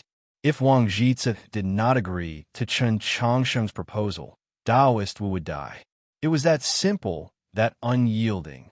The several princes of the Chun clan subconsciously turned to the Prince of Xiang. As the strongest member of the imperial clan, his attitude was extremely important, enough to influence the direction of the imperial court and the military. Prince Chun Lu had already fallen into the hands of the Li Palace. If the 2 sides really did tear into each other, would Prince Chun Lu still be alive? But when they looked over, they realized that the Prince of Xiang had at some point closed his eyes again. Was this because what the eye doesn't see, the heart doesn't grieve? Or was he thinking about what to do if the Li Palace used his son's life to threaten him? Several hundred years later, when you look back on the past, you will realize that today, you have begun to become the type of person you once loathed the most. Wang Jitze's eyes regained their calm as he said to Qin Changsheng, "You might feel an unimaginable regret." Qin Changsheng recalled his conversation with Tang 36. Those conversations had taken place on the great banyan tree, by the lake by the Wenshui. The setting sun shone on the surface of the lake, sliced into millions of golden leaves, rich and somewhat tiresome. The fat carp, because it had eaten too much, began to slowly sink into the mud at the bottom of the lake. "I won't become the type of person you are," he said to Wang Jitze. Wang Jitze asked why. Qin Changsheng replied, "Because I don't want to become the type of person you are." Because there was no inherent logical connection, so there was naturally no reason. Wang Jitze shook his head. "That is an unreasonable statement." Qin Changsheng looked at him and seriously asked, "Have you ever reasoned with me?" The grass by the lake was somewhat withered and yellow, still without green leaves. The bits of paper that fell on it were blown about by the wind. The teachers and students hurriedly left, inevitably leaving behind a mess. The current Orthodox Academy was just as cold and cheerless as the Li Palace. It was also like returning to the past 20-some years, like a graveyard. It was extremely suitable for the ensuing battle. No matter who died in the end, they would not mind being buried here. Whether it was a teacher or a student, they had all once been principals of this place, certain to leave an indelible mark on the history of the Orthodox Academy. Tang 36 stood by the lake, thinking about these trivial matters. At the beginning of spring, the lake should have already thawed, but because of the sudden drop in temperature today, a thin layer of ice once again formed on the surface of the lake. The fish had sunk to the deepest part of the lake. Although there was rotten mud everywhere, it was somewhat warmer. Su Mou confirmed that all the teachers and students had already evacuated and came to the lake. He worriedly asked, "Are you sure he can succeed?" "I don't know." Tang 36 looked at the lake and said, "But I'm sure he won't be happy." Wang Jitze said nothing more, because he could not answer Qin Changsheng's question. Then it could also be understood that he could not win against Qin Changsheng. He was well-versed in the Taoist canon, knowledgeable, wise, and eloquent. But today, when facing Chen Changsheng, he was speechless again and again. Because Chen Changsheng wasn't arguing with him, nor was he reasoning with him. What he said was the truth. I have the facts. I have the reasoning. Using Tang 36 evaluation, he was a person who lived a very pure life. Su Yurong's words were simpler and more accurate. Chen Changsheng was a real person. This was why she liked him. When Wang Jitze fell silent, she raised her right hand. The sword qi retracted, the awe-inspiring intent returning to the forest. The South Stream Temple sword array dispersed. Shang Xingzhou appeared before the crowd, before Chen Changsheng's eyes. To be continued. Chapter 56. Master, back then, you had me go to the Lingyan Pavilion to read Lord Wang's notebook, saying that it contained a secret to defy the heavens and change fate, but I did not see it. When Chen Changsheng said this to Shang Xingzhou, the atmosphere in the mausoleum of books became rather strange. This was a secret that very few people knew. Even after master and disciple fell out, this secret did not spread. These words should have been said 3 years ago, but in Chen Changsheng's view, since all the conversations in Xining Village's old temple, including the passage of time itself, were just tricks, what meaning was there in asking such painful questions about the past? Moreover, he had obtained an extremely important heavenly tome monolith in the pavilion of ascending mist. He had seen many secrets in Wang Jitze's notebook, and he had gained many insights. This had brought him an extremely important assistance in his cultivation career and had given him many warnings. He continued, in that notebook, I only saw the word eat people. Wang Jitze's face revealed an expression of reminiscence, somewhat sorrowful, even sentimental. Written in that notebook were all that he had seen and heard in those years, the truest history of the great Zhou dynasty before and after its founding. The truest history was often the darkest. The seemingly peaceful sounds of reading in the poor alleys masked the wretched cries of countless pleasure boats on the Luo River. The seemingly dull life of the imperial court concealed countless glints and shadows of swords.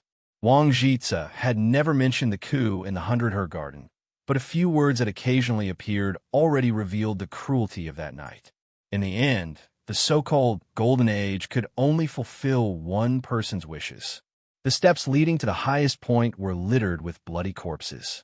That period and the several hundred years that followed were filled with fratricide between father and son, fratricide between brothers, fratricide between husband and wife, fratricide between ruler and subject. Then, fratricide between master and disciple was naturally not something too exaggerated. After a moment of silence, Chen Changsheng said, I just don't understand why you don't do it yourself. On that snowy night 3 years ago in the Orthodox Academy, he and Shang Xingzhou had discussed this question. At the time, he had already given his answer. Bringing it up again was only because he wanted to vent his emotions. Shang Xingzhou's temperament and Tao could be considered perfect. His only weakness was Chen Changsheng. Because anything he did, even killing all the people of the capital, he could convince himself that he had a reason to do it. But on the matter of Chen Changsheng, he could not convince himself. The more it was so, the more he disliked Chen Changsheng. Starting from Xining Village, starting from that old temple, starting from many years ago, it had been like this. As time passed, this feeling became heavier and heavier. He also increasingly disliked the version of himself that disliked Chen Changsheng. He didn't want to see Chen Changsheng. In the end, he even wished that Chen Changsheng had never appeared in this world. He didn't want to do it himself, because that would only make his Tao heart restless. He hoped that Chen Changsheng would die at the hands of others.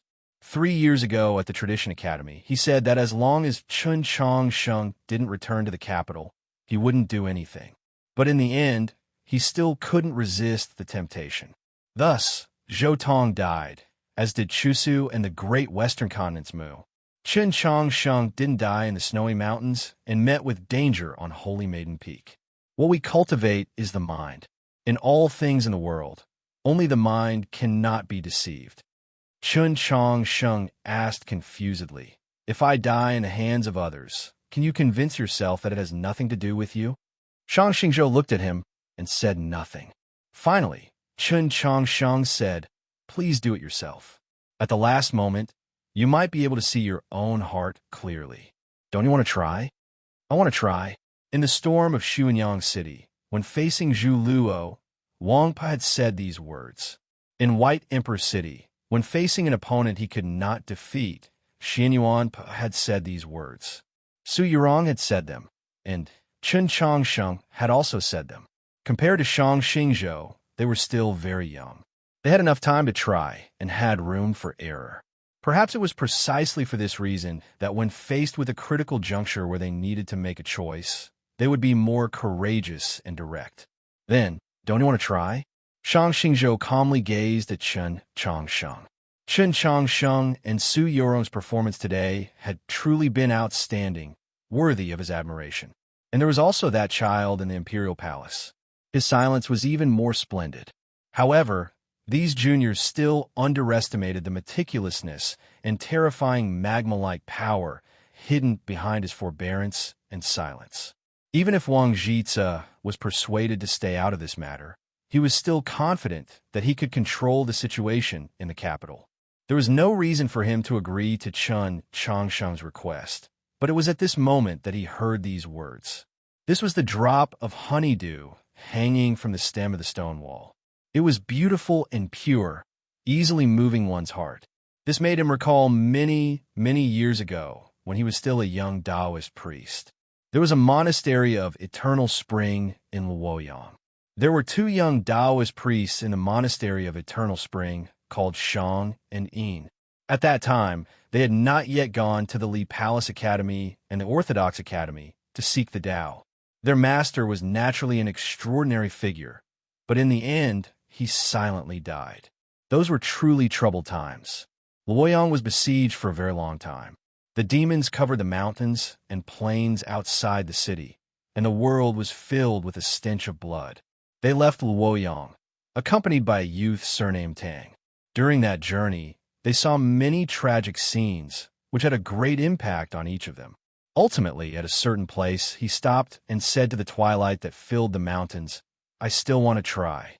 He concealed his identity and became a disciple of Emperor Taizong, becoming acquainted with many extraordinary people.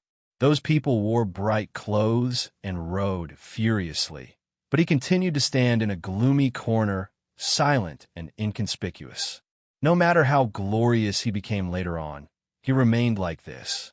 The demons had not yet been exterminated, so he could not relax for even a moment. In the end, he got used to this kind of life and even liked it. His Majesty needed a person like him to assist him from the shadows in order to become His Majesty. Other than a scant few people, no one else knew that he was the legitimate successor of the orthodoxy, Shang Xingzhou. They only thought of him as Taoist Ji who could treat illnesses. After he overthrew the Tianhai Divine Empress's rule, he disregarded the undercurrents of society and placed Zhou Tong in an important position. Besides the promise he had made, it was also because he did not feel that there was anything wrong with what Zhou Tong was doing. He had always done this for the past several centuries, but he would occasionally feel some regret. He was no longer a youth. Shang Xingzhou gazed at Chen Changsheng, at his calm and determined eyes, at his clear features, and thought to himself, it's just this sort of youth. Several centuries had passed, and now was no longer the miserable years when Luoyang was besieged and everyone ate each other. No matter what the outcome of today was, no matter whether there would be internal strife or not, the human race would no longer need to worry about returning to those terrifying years, and people would no longer need to bitterly live. Did this mean that he also no longer needed to bitterly live? From now on, could he live a little more freely, a little more unbridled? He calmly gazed at Chen Changsheng, then suddenly said, "Fine, let us try and see if we can end this story." Emperor Xian was gravely ill, and Tianhai had no intention of returning to politics, so he began to write this story.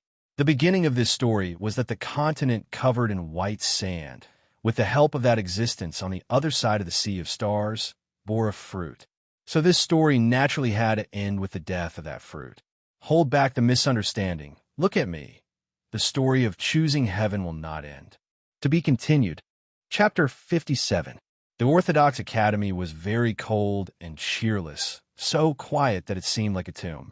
All of the teachers, students, and servants had already left. Su Mo and Tang 36 were the last to leave the courtyard. Su Mo turned to look at the wall covered by ivy and worriedly said, "Just how is he going to fight?"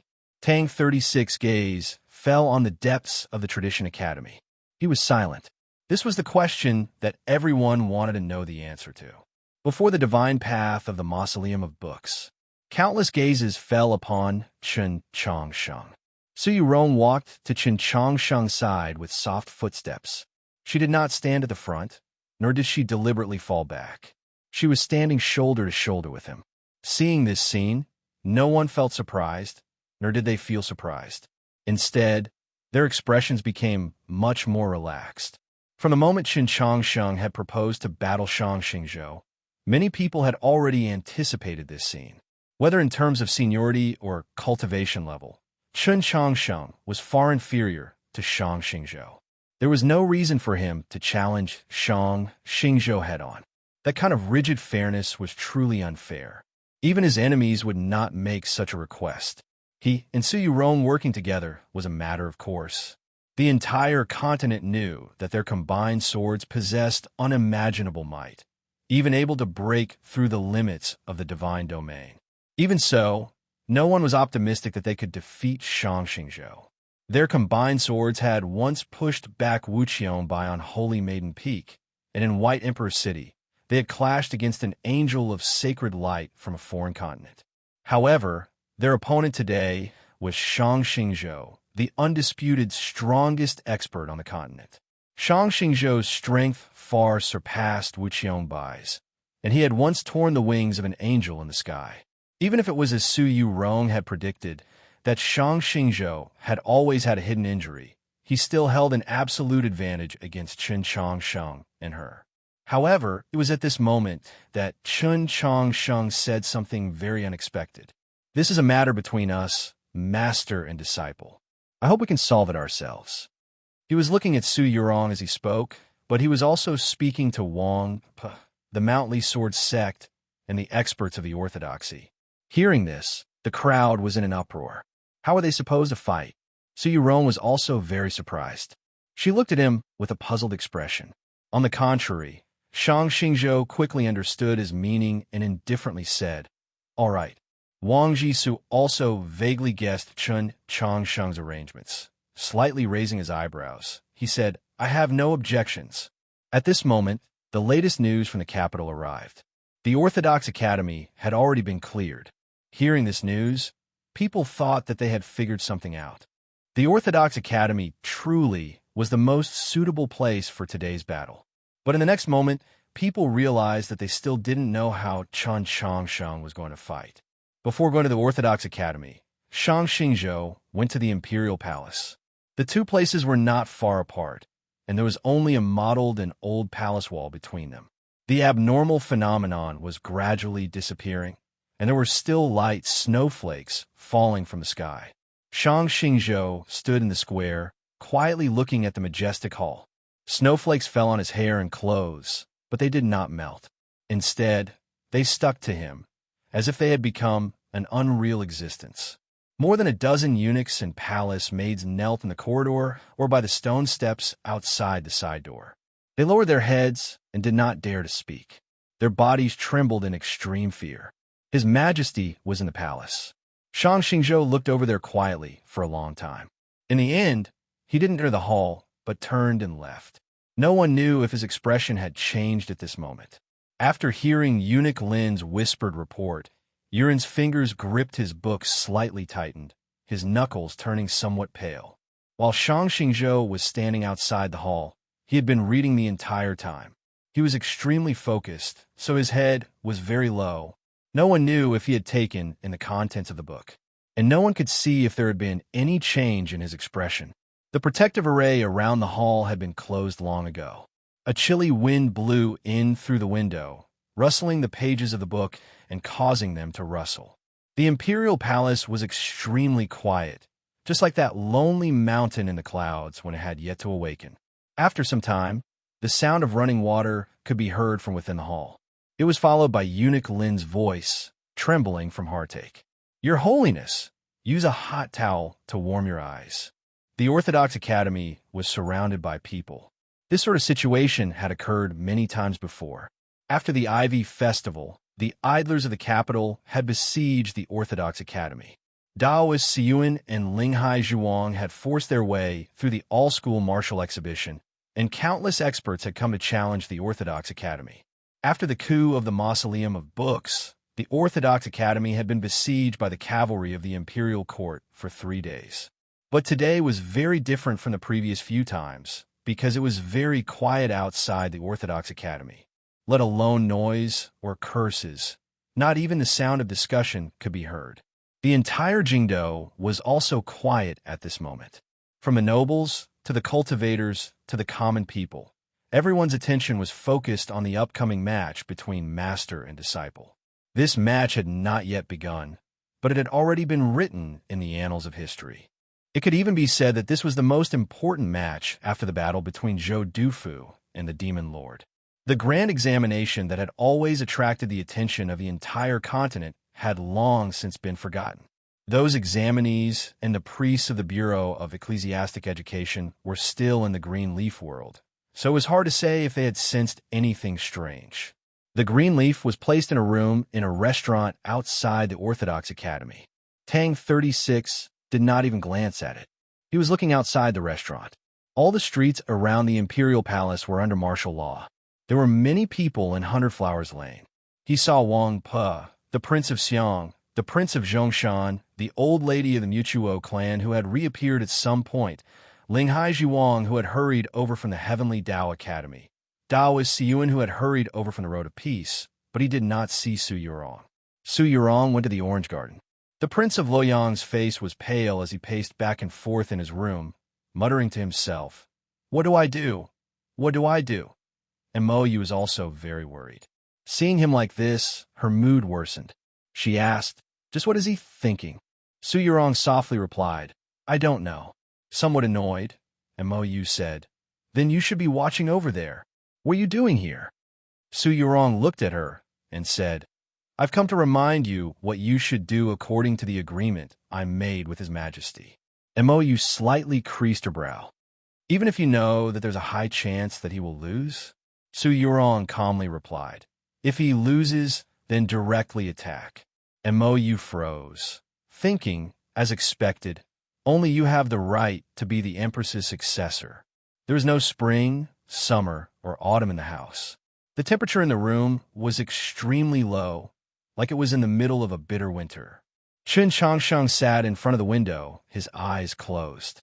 On the table was a bamboo dragonfly and the divine staff. The little black dragon stood behind him, constantly exuding a dragon's breath. No frost had formed on the floor, because all the cold was accurately landing on Qin Changsheng's body. A low temperature could heal the smallest wounds, allow the body to maintain its strength, and allow the sea of consciousness to be even more tranquil. In that stone room in the Li Palace, he had spent many days calming his mind and comprehending the sword, having already made many preparations. But he knew that if he wanted to defeat a person like his master, no amount of preparation was enough. After some time, he opened his eyes, took up the divine staff, and walked out of the room to go to a room on the first floor. He put away the divine robe, then opened his wardrobe and took out that unlined garment to change into. This room was Zheshio's, and this garment was also Zheshio's. The front of this garment was very short, and the sleeves were even shorter. It was extremely suitable for battle, even more suitable for putting one's life on the line.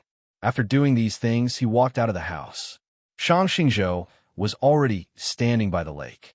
Wang Jitze was not far away. Qin Changsheng stretched out his hand and threw something over. Wang Jitze caught it, glanced at it, and then sighed. It really was that black stone. To be continued. Chapter 58. I really don't know how to write a chapter title. It just so happens that it's a big climax. So let's start with exclamation marks. I won an award at a meeting a few days ago. Thank you, Yuelwin. Thank you, everyone. I will continue to write novels seriously. The number of novels might be a little lacking, but the quality is pretty good. Just like this chapter and the following chapters, I have been preparing for 2 years. It feels pretty good. Looking at the black stone in his hand, Wang Jitsa sighed. This black stone was originally his. Chen Changsheng took it out from the stone wall of the pavilion of ascending mist after the grand examination. Back then, Wang Jitsa had played this trick in the Lingyan pavilion on a whim, but it was more out of mischief, a silent mockery of Emperor Taizong. He did not expect that after so many years, there would still be someone who knew of this secret, and that someone would obtain this black stone. There was a night of starlight that enveloped the capital, and Chen Changsheng's name spread far and wide. Many people said that Chen Changsheng was very similar to him, whether it was talent, temperament, or experience. Chen Changsheng had obtained the item that he had hidden within the pavilion of ascending mist. In a sense, he was his successor.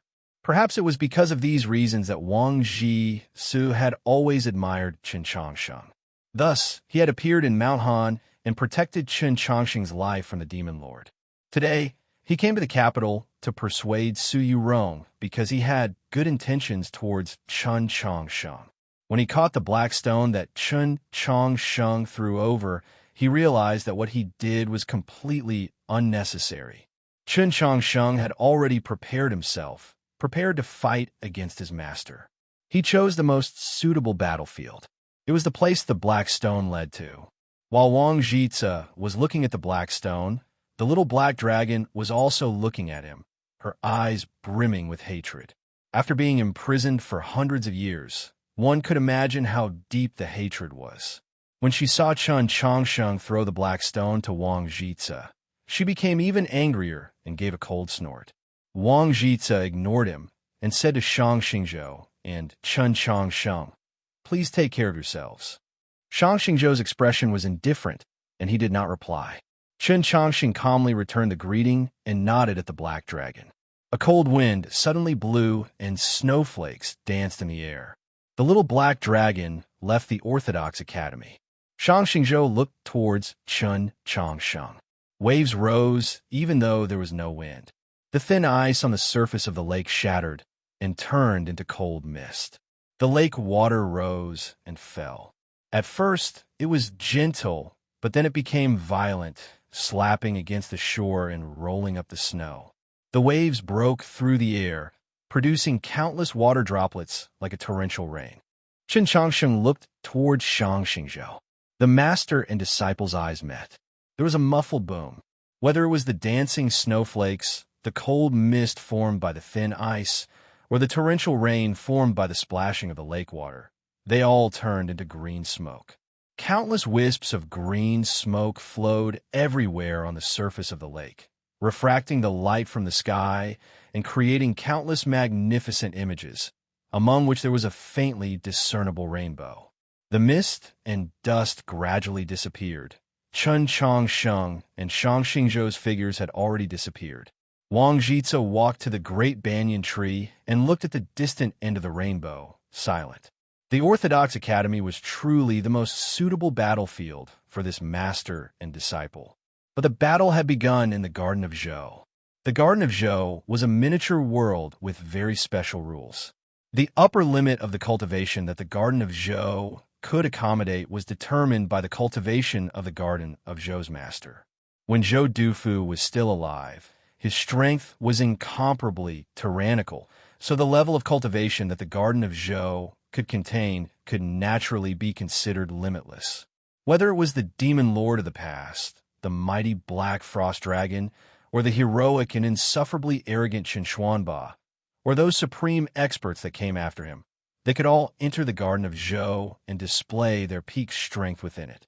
From a certain perspective, this also indirectly or prematurely proved that the strength of these experts could not surpass Zhou Dufu's.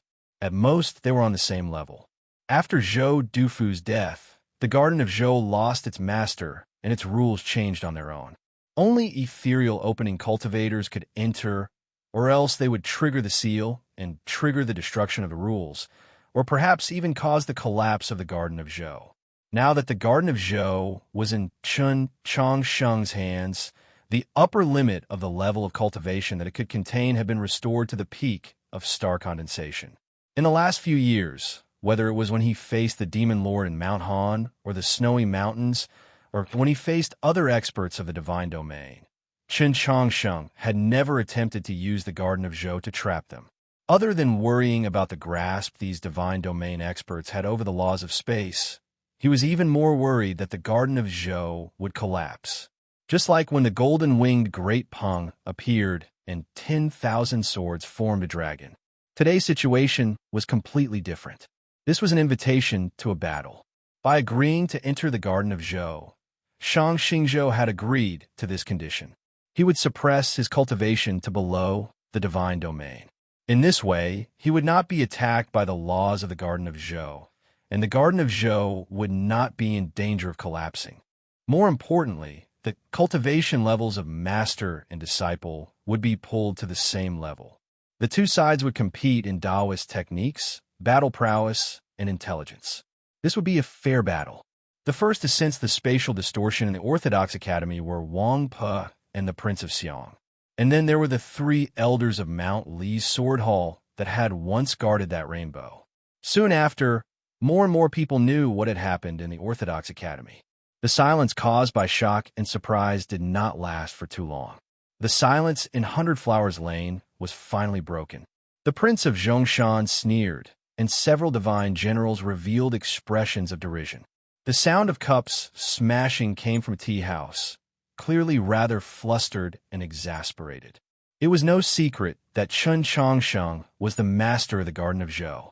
Logically speaking, he could use the laws of the Garden of Zhou to fight, possessing an enormous advantage. But still, no one believed that he could defeat Shang Xingzhou. They were separated by an entire cultivation level. Even if Shang Xingzhou had suppressed his cultivation to below the divine domain, this gap still existed. Existence was existence, and it would not disappear for any reason.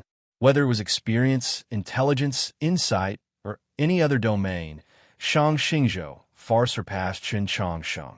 How could someone who had once traversed the vast ocean be unable to cross a small stream? How could someone who had climbed the highest snowy peak not know how to walk when they returned to the ground? It was just like the little black dragon. Although she had not yet matured and formally entered the divine domain, a few of her attributes were innately in the divine domain, so she could be called invincible beneath the divine domain. Shang Xingzhou, who had suppressed his cultivation to below the divine domain, was a similar existence, and even more terrifying. How could Chun Changsheng defeat him? More importantly, even if Chun Changsheng had some mystical trick hidden in the Garden of Zhou, at the most crucial moment, Shang Xingzhou was completely capable of forcefully withdrawing from the Garden of Zhou. At that time, what could Qin Changsheng do? As the people involved, Chun Changsheng and Shang Xingzhou naturally thought through the problem even more thoroughly. They were currently standing at the very front of Sunset Valley. The red sun in the distance slowly circled the plains, painting the cliffs red. In the past, many extraordinary people had come here. Zhou Dufu, Chun Xuanba, the master of the mountain sea sword, and many more. Many miracles had occurred here. For example, when Su Yurong was on the verge of death, her phoenix soul had awakened once more. You want to create a miracle, but this place has long since proven that there are no miracles. Shang Xingzhou said, Shika lost, the founder of Mount Li lost, and Qin Xuanba also lost. It will always be Zhou Dufu who wins. If there was such a thing as fate, then the explanation for fate was that the strong would always be strong. In front of true strength, hot-bloodedness, desire, dreams, ideals, persistence, courage, sacrifice, these seemingly beautiful words were meaningless. Qin Changsheng said, Master, you said that I wouldn't live past 20, but I did it. Shang Xingzhou said, that was also because I relied on her strength. But that was not fate, at least not the fate you arranged for me. Chun Changsheng gazed at the plains below Sunset Valley, at the water grass that was countless times more fertile than it was 3 years ago, and at the faintly discernible herds of beasts. After a moment of silence, he turned to Shang Xingzhou and said, "I call this a miracle." Shang Xingzhou calmly looked at him and said, "Is that so?" His Taoist sleeve fluttered as he raised his left hand.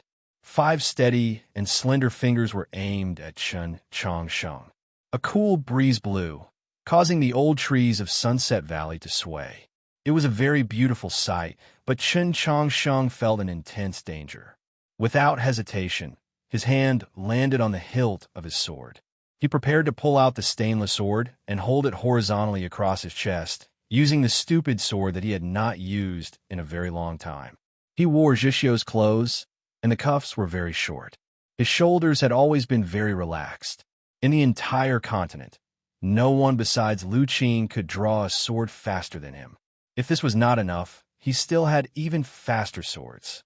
He only needed a thought for the several thousand swords in the sheath to flow out in a single line, forming a sea of swords. Let alone Shang Xingzhou, who had suppressed his cultivation to below the divine domain. Even the usual Shang Xingzhou would find it impossible to instantly break the South Stream temple sword array. He only needed a few moments to find an opportunity. And yet, his hand could not land on the hilt of his sword. The several thousand swords also could not rise into the air and form the South Stream temple sword array. Because his sword had disappeared. Both the stainless sword and the sheath had disappeared. The cool breeze of Sunset Valley ruffled his belt, but there was nothing on it. In the next moment, a sword appeared in Shang Xingzhou's hand. His fingers were slender and steady, as if this sword had always been his. "Everything you have was given to you by me, including this sword and this sheath," Shang Xingzhou calmly said to him. "And how can you defeat me?" A cool breeze lingered, but a chill seeped into the bones. Clouds rose from beneath his feet. Shang Xingzhou floated in front of Chen Changsheng, his right hand descending. This palm seemed ordinary and unremarkable, but it seemed to conform to the principles of the world, giving off an unavoidable feeling. Chen Changsheng could not avoid it. Shang Xingzhou's palm landed on his chest. There was a light slap. Chen Changsheng was jolted off the cliff. He drew an arc in the sky outside Sunset Valley. Like a falling leaf, like a stone, he noiselessly plummeted to the plains several li away. To be continued. Chapter 59. The sky in the Garden of Zhou was lower than the sky in the real world, so it was easier to measure distance with the naked eye. As he fell from Sunset Valley to the ground, Chen Changsheng could clearly see the dark blue sky rapidly growing further and further away. The biting cold wind cut at his face like a knife, making him think of the time when he was being pursued by Nang's twin wings in the Garden of Zhou several years ago. He had broken out of the lake, and just when he was about to be killed, a hand had suddenly extended out of the night sky and grabbed him by the collar, bringing him far away. Alas, Su Yurong was not in the Garden of Zhou today, so it was naturally impossible to catch him. Fortunately, the bottom of Sunset Valley was covered in water plants and lakes, so perhaps there was a chance of survival. A massive boom resounded in his ear. The soft surface of the lake became incomparably hard, and countless streams of pain surged from every part of his body into his mind. At that moment, he felt like all his bones were about to break. Countless streams of green, ice-cold lake water madly poured toward his face, constantly slapping against it. He once more thought of the scene from 3 years ago when he was fleeing for his life in the lake. Blood flowed from the corner of his lips, diffusing into the water and transforming into a faint pink mist. Several hundred fish swam out of the surrounding water plants, almost madly swimming into the mist of blood, constantly shuttling back and forth. After the Tianhai Divine Empress had defied the heavens and changed his fate, his blood was no longer that delicious yet poisonous honey, but it still possessed unimaginable benefits. No matter what level of life it was, they all instinctively wanted to get close to his blood. The desire to get close was sometimes greed, and there was no difference between the two. Those fish madly swimming in the mist of blood were just like some humans. In the face of an enormous temptation, they had no reason to speak of. On the contrary, those people whose minds were not clear were less susceptible to this sort of temptation. Before falling unconscious, Chen Changsheng had been thinking about these trivial problems, and finally, he thought of Nank. He closed his eyes and calmly lay on the bottom of the lake. The water plants slowly danced around him, occasionally touching his feet. They were like the hands of a demon stretching out from the void, wanting to drag him into a bottomless abyss. He opened his eyes. From falling unconscious to waking up, only an extremely short amount of time had passed. The surface of the lake had not been completely filled with water. Chen Changsheng raised his head to look at the water and began to move. His feet moved at an unimaginable speed, bringing up 2 water dragons. His imposing manner was astonishing. With a splash, a white pillar of water appeared on the surface of the lake. It looked like a waterfall flowing backwards toward the sky. Chen Changsheng landed on the lakeside and prepared to rush towards another small lake in the northeast direction. That small lake could lead to the other side of the Garden of Zhou. As long as he got there, he should be able to hide for a while under the cover of the remnant sword intent left by the heaven-shrouding sword. He needed this time to think about what had happened. At the very least, he needed to stabilize his current injuries. But he suddenly stopped and turned around. Shang Xingzhou stood on the opposite shore and looked at him expressionlessly. Chen Changsheng's face was a little pale. He had been born without filth, had undergone a perfect purification in the Orthodox Academy, and had bathed in dragon blood at the bottom of New North Bridge. Besides the Demon Lord, no one could compare to the toughness of his body. Coupled with the transformation at the most crucial moment, he was still alive after falling from Sunset Valley Peak to the ground 10-some li away. However, he was still injured quite badly. His ribs were not broken, but there were already cracks on them, and the pain was deep into his bones. Most importantly, his sea of consciousness had been greatly shaken, and his Tao heart was unable to calm down. Most despairing of all was that he had no sword, not even the sheath. This meant that he could not summon the several thousand swords in the sheath.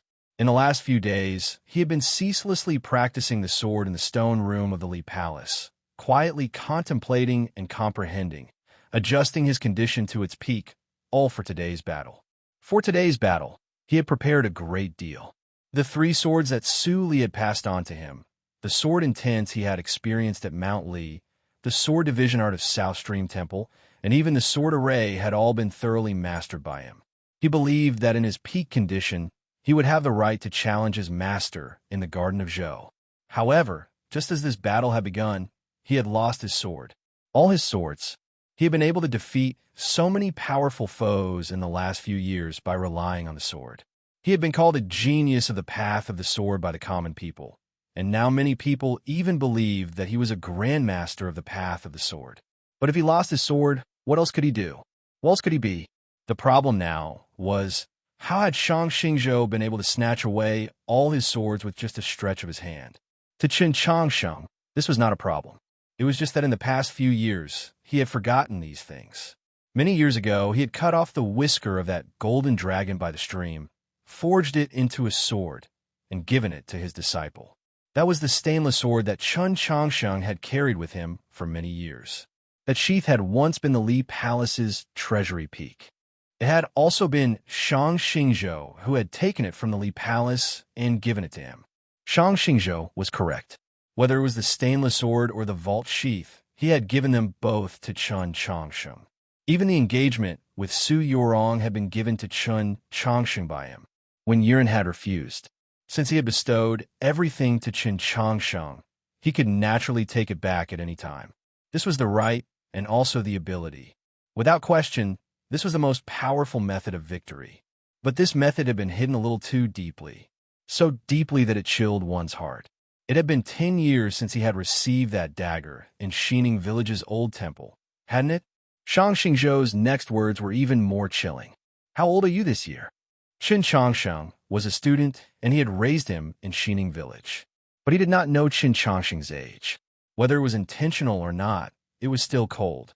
Chen Changsheng replied, "No matter how old I am, I'm over 20. Shang Xingzhou did not care about the hidden meaning in these words. My talent is inferior to yours, so I'll add 10 years. Chen Changsheng understood his meaning. After a moment of silence, he said, "Okay, just who was stronger, the 30-year-old Shang Xingzhou or the 20-year-old Chen Changsheng?" No one knew. Even after today's battle, no one would know. Because Chen Changsheng had no sword. Splash! The splashing of water could be heard. The fish chased the bloody mist to the surface of the water. The lake water roiled restlessly. It seemed very lively and festive, but after looking at it for a long time, it also made one feel somewhat nauseous. Several flowers of blood suddenly bloomed on the surface of the water, and the mutilated fish sank to the bottom. Shang Xingzhou had vanished on the other shore. Chen Changsheng had also vanished. A footprint appeared in the surrounding watergrass. Soon after, a second footprint appeared even farther away. The footprints appeared out of thin air. No connection could be seen between them, making them seem particularly strange. When Chen Changsheng next appeared, he was several hundred zhang away, next to a forest. And when Shang Xingzhou next appeared, he was right in front of him. He had used the Yesher step, but he still could not defeat Shang Xingzhou's movement technique. Then why not try a fist? A scene appeared in his sea of consciousness. Bianghong calmly gazed at him, his finger pressed against the center of his brow. And then countless scenes came pouring in. These scenes contained streams of light, each stream of light a fist. The scenes vanished. The countless streams of light became a single stream of light. The countless punches became a single punch. Chen Changsheng clenched his fist and smashed it at that familiar yet strange face. To be continued. Chapter 60.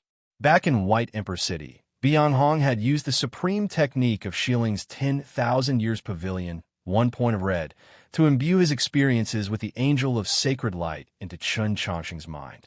Contained within it was the essence of the fist style he had used in the last few years of his life. In the past, Bianghong did not have the habit of using fists. In the Battle of the Mausoleum of Books, he had personally seen the Tianhai Divine Empress's fists exude an aura that could destroy the heavens and extinguish the earth. He had been enlightened and created this fist style. This did not mean that he was submitting to the Tianhai Divine Empress. On the contrary, this attitude of learning from the strong represented true fearlessness. The fearless fist possessed unimaginable power. When Chen Changsheng swung his fist, the air in a radius of several hundred zhang was stirring up a gale. The forest fell neatly to his back as a sign of their awe. Shang Xingzhou also failed to avoid this fearless fist, but he caught the punch. With a boom, bits of grass, water, and mud flew through the air, obscuring the sun. The forest slowly straightened and the fierce winds gradually vanished. Crushed by this terrifying strength, the soft ground neatly sank, becoming countless times harder. Chen Changsheng's fist was pressed against his palm, unable to advance any further. If the vault sheath were still at his side, he could think of 10-some methods to launch the fiercest attack at Shang Xingzhou. But now, he didn't even have a sword. Fortunately, this did not mean that he could not attack. The temperature on the edge of the plain suddenly began to rise, the nearby watergrass even turning scorched yellow. Chen Changsheng used his most powerful and most decisive blazing sword. The jinqi in his body began to burn violently. Through his right arm, which had transformed into a sword, it continuously gushed towards Shang Xingzhou. Shang Xingzhou's expression did not change, remaining indifferent. He was like a majestic mountain, giving off an unshakable feeling. An extremely vigorous energy emerged from his palm. Chen Changsheng's fist could not advance another inch. This vigorous energy was rather special. It did not seem like it was condensed from star radiance. It was even fiercer, seeming to possess real heat. From the signs, it seemed more like Chen Changsheng was using the blazing sword to mobilize his true essence. Chen Changsheng vaguely guessed at a possibility and was very shocked. But he had no time to think, because Shang Xingzhou's counterattack had arrived. Just like at the summit of Sunset Valley, Shang Xingzhou's right hand seemed to fall casually, like a leaf falling into the wind, its trajectory impossible to capture. Chen Changsheng still couldn't avoid it. Shang Xingzhou's right hand landed on his chest. It was very gentle, but it contained the power of heaven and earth. Two deep furrows appeared on the hard ground that had just sunk in. Chun Chong Sheng retreated to the edge of the furrow. His calves hit the ground, and his entire body flew up. He was like a stone thrown by a strong man. With a whistling sound, he became a small black dot in the sky. Shang Xingzhou's gaze followed and landed several miles away. For some reason, he wasn't happy, nor was he as indifferent as before. Instead, he frowned. A cool breeze suddenly blew, and his Daoist sleeves fluttered. He turned into a wisp of green smoke and flew toward that direction. A few miles away, Chun Chong Sheng was lying in the water, face down, looking like a corpse. Suddenly, he flipped himself up, and without even turning his head to look, he dashed forward. He was as fast as a galloping horse, leaving behind a trail of splashes. However, one could faintly see that his right arm was somewhat stiff, as if it had been injured. No one could take on Shang Xingzhou's two palms, even if he had to suppress his cultivation in the Garden of Zhou. Qin Changsheng was still alive and could still run. Besides the strength of his body, more importantly, Shang Xingzhou's two palms had not completely landed. In the final moments of Shang Xingzhou's two palms, he had raised his arm to his chest to block. Without a sword, he still had to use a sword. Before he had used the blazing sword, he had already used the stupid sword, the number one defensive sword in the world. Moreover, he couldn't avoid Shang Xingzhou's palms that fell like leaves, but he could choose where to be attacked. He could also choose how to neutralize the force of the attack. He had even used the Yesher step once in the air, so he knew where he would land. This place was already the plains of the unsetting sun, precisely the place he wanted to come to. After confirming that he could not use the Yesher step to escape Shang Xingzhou, he began to prepare for what would happen next. It seemed like he had succeeded. The screeching and grinding sounds coming from the grassland seemed to be celebrating for him. In reality, the variant flood dragons and the other monsters had smelled his qi and had come to welcome him. The monsters very quickly sensed Shang Xingzhou's presence. Despite their fear, the monsters still courageously rushed over. Some variant flood dragons swam through the water plants, erasing the traces Chun Changsheng had left behind. Even more variant flood dragons, carrying a putrid qi, noiselessly made their way towards Shang Xingzhou, who was several li away. A few black dots appeared in the distant sky, most likely the gray vultures on their way. It was likely that in a little while, the tide-like monsters would drown the plains. But this was not Qin Changsheng's original intention. Taking the risk of being discovered by Shang Xingzhou, he shouted, "Withdraw!" Shang Xingzhou was standing on a solitary reed, lightly bobbing up and down in the wind. He heard the faint sounds coming from the water and sensed the qi hidden in the plains. Arching his brow, he said, "Evil creature, you're seeking death." Just at this moment, a voice exploded like thunder, spreading over the entire plains. It was Chun Changsheng's voice. Shang Xingzhou's raised brow gradually fell. He was rather surprised. No monster dared to disobey Chun Changsheng's orders, because he was the master of the Garden of Zhou, and also because he had saved the world. The obedience of monsters to him stemmed from their souls and their instincts. After hearing his order, even the most ferocious and untamable wind wolves silently retreated. In front of the mausoleum of Zhou, the massive beast and the mountain-toppling fiend glanced at each other, then lowered their bodies once more. The plains returned to silence. The only sounds were the cries of insects and the gentle gurgling of water. Qin Changsheng's feet landed on solid ground. The white grass was his path, the frost was the same as before, and the shabby temple was still in its original place. He rushed into the old temple and sat down behind the statue of God. His breathing was somewhat heavy, his face even paler. He took a needle from his finger and pierced it into 2 qi openings in his neck, then closed his eyes and began to meditate. The suppressed Shang Xingzhou was not the strongest opponent he had encountered in his life, but the pressure he exerted was the greatest. Whether it was his encounter with Zhu Luo in Xuanyang City or the demon lord in Mount Han, neither was as unbearable as today. From the peak of Sunset Valley to this shabby temple, It had not been very long. They had only exchanged 2 blows, but he was already exhausted to the extreme. This was probably the psychological pressure a student had to endure when challenging a teacher. But he did not know how long he could endure, nor did he know how long he was prepared to endure. Chen Changsheng suddenly opened his eyes. Shang Xingzhou was outside the temple. Chapter 61. Chen Changsheng's gasps became extremely gentle, and the intervals between them became extremely long. However, they did not completely disappear, appearing extremely natural. They were like the stones in a stream and the fish swimming around them. There was movement, but it did not attract anyone's attention. He even had the mood to glance at the sky outside the temple.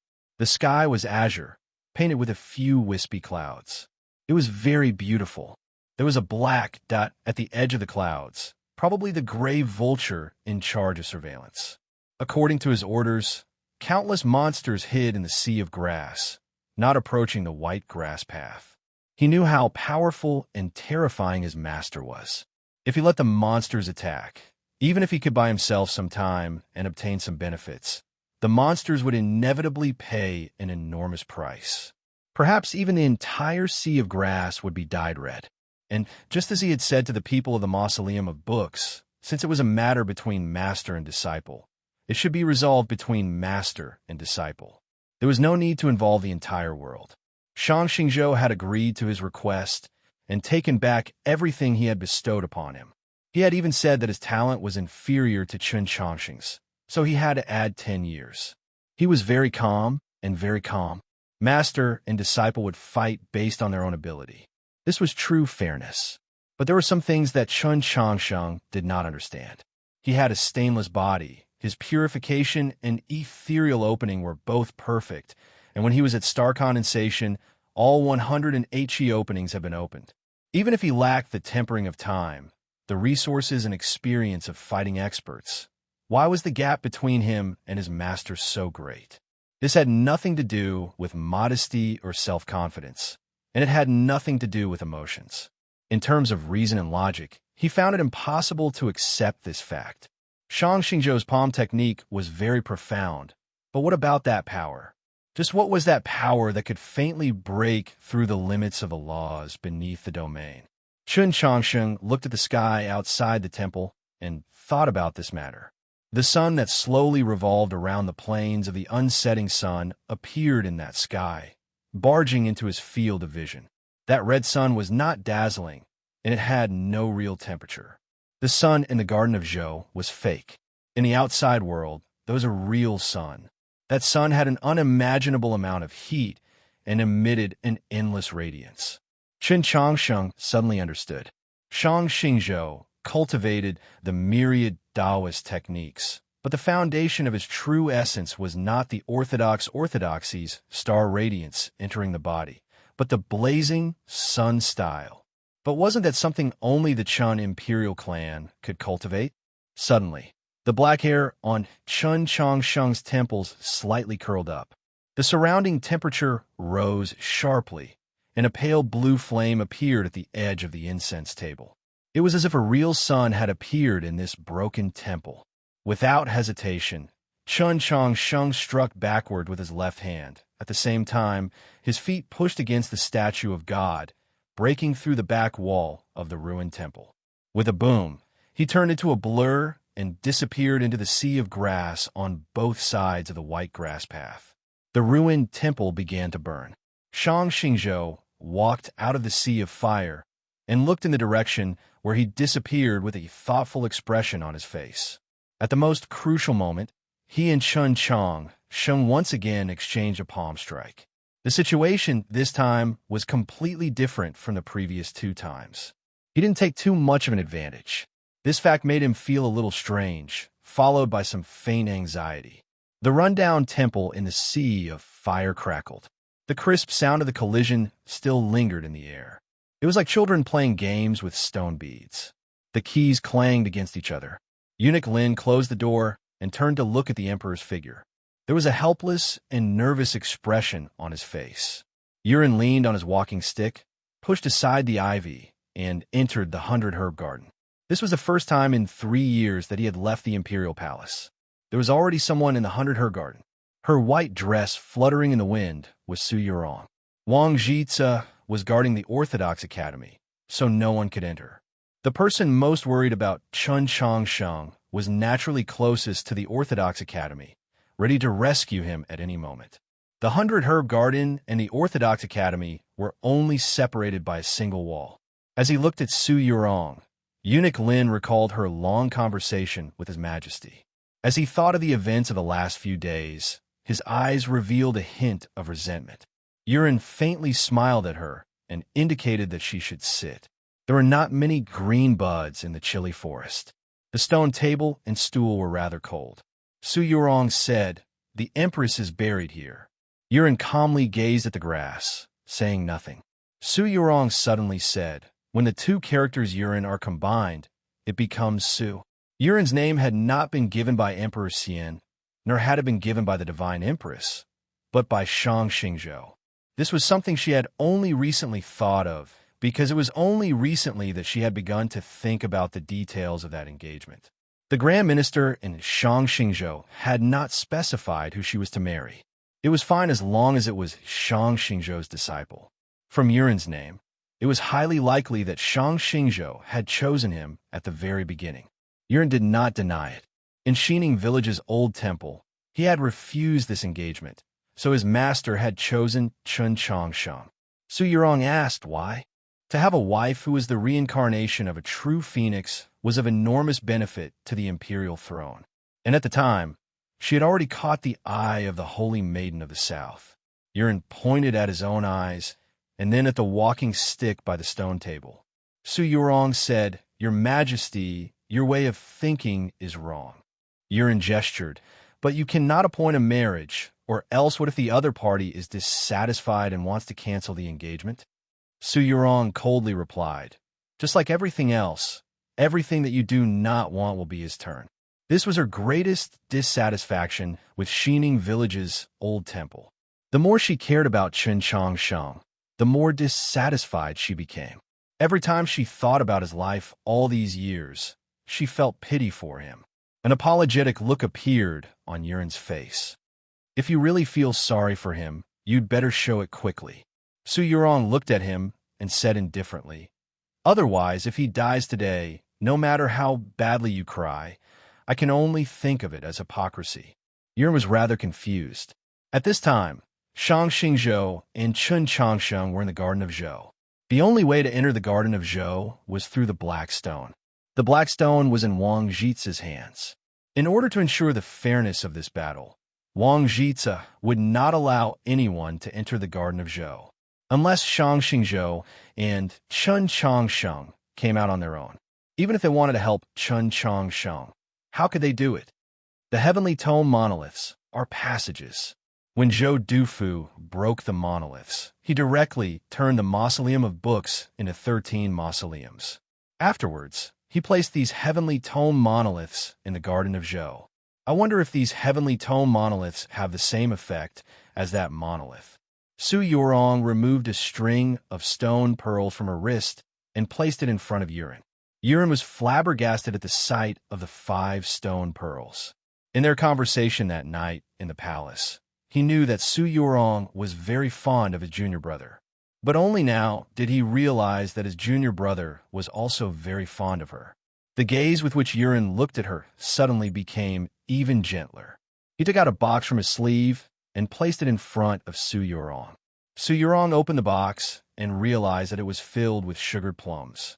She was rather confused, but she still picked one up and placed it in her mouth. It was a little sour and a little sweet. Was this kindness or a promise? To be continued. Chapter 62.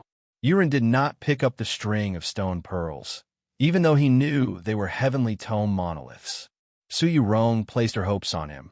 It must be because Chun Changsheng often mentioned her, but he also had no way of entering the Garden of Zhou. However, he knew that Chun Changsheng wouldn't want to see him appear. If he really did encounter a danger that he could not resolve, Chun Changsheng would naturally emerge from the Garden of Zhou.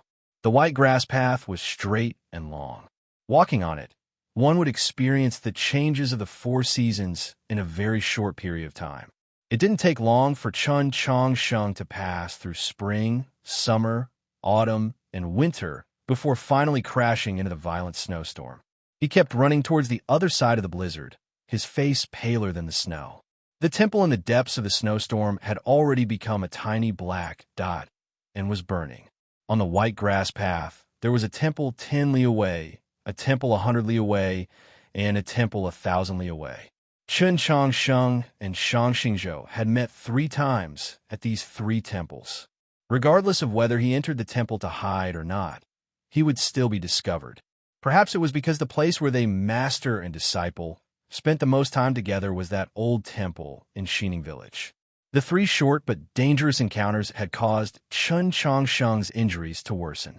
Some of the less intelligent but more ambitious demonic beasts couldn't help but show themselves in an attempt to help Chun Chong Sheng. However, they were chopped into pieces by Shang Xingzhou's Dao sword. The sea of grass in those areas was completely dyed red by the blood of the beasts. The scene was very bloody. Even though the situation was so dangerous, Chun Chong Sheng still had no intention of leaving the Garden of Zhou. Leaving on his own and trapping Shang Xingzhou in the Garden of Zhou was not an option because that was not a battle. Moreover, when he opened the spatial passage, it was very likely that the other party would seize the opportunity. For this reason, he had not even attempted to use the laws of the Garden of Zhou to teleport. More importantly, the preparations he had made to defeat Shang Xingzhou were all in the Garden of Zhou. In the past few days of quiet contemplation in the Li Palace, he had made many preparations. However, those methods were all based on the fact that he could draw his sword. As soon as he entered the Garden of Zhou, all his swords were gone. So what could he do? When would he ever stop running away like this? Or rather, where was he going? The snow falling from the sea of grass suddenly became somewhat dark. That was because of the change in the sky. A huge shadow covered the road and the wilderness in front of them. Like a wisp of smoke, Chun Chong Sheng broke through the wind and snow, rushing towards the depths of the shadow. The mausoleum of Zhou was there. The soles of the boots left a slight depression on the rough surface of the bluestone, and one could faintly see spiderweb-like cracks on the edges. The whistling cold wind rustled his clothes, which were as straight as a knife. Chun Chong Sheng continued to fly, quickly arriving at the middle section of the mausoleum of Zhou, at the end of that familiar mausoleum path. Back then, there used to be a green tree called the Tong Palace. He and Su Yurong faced the golden-winged Great Peng that Nank had awakened, as well as the terrifying monster tide. Sword Pool woke up. 10,000 swords turned into a dragon.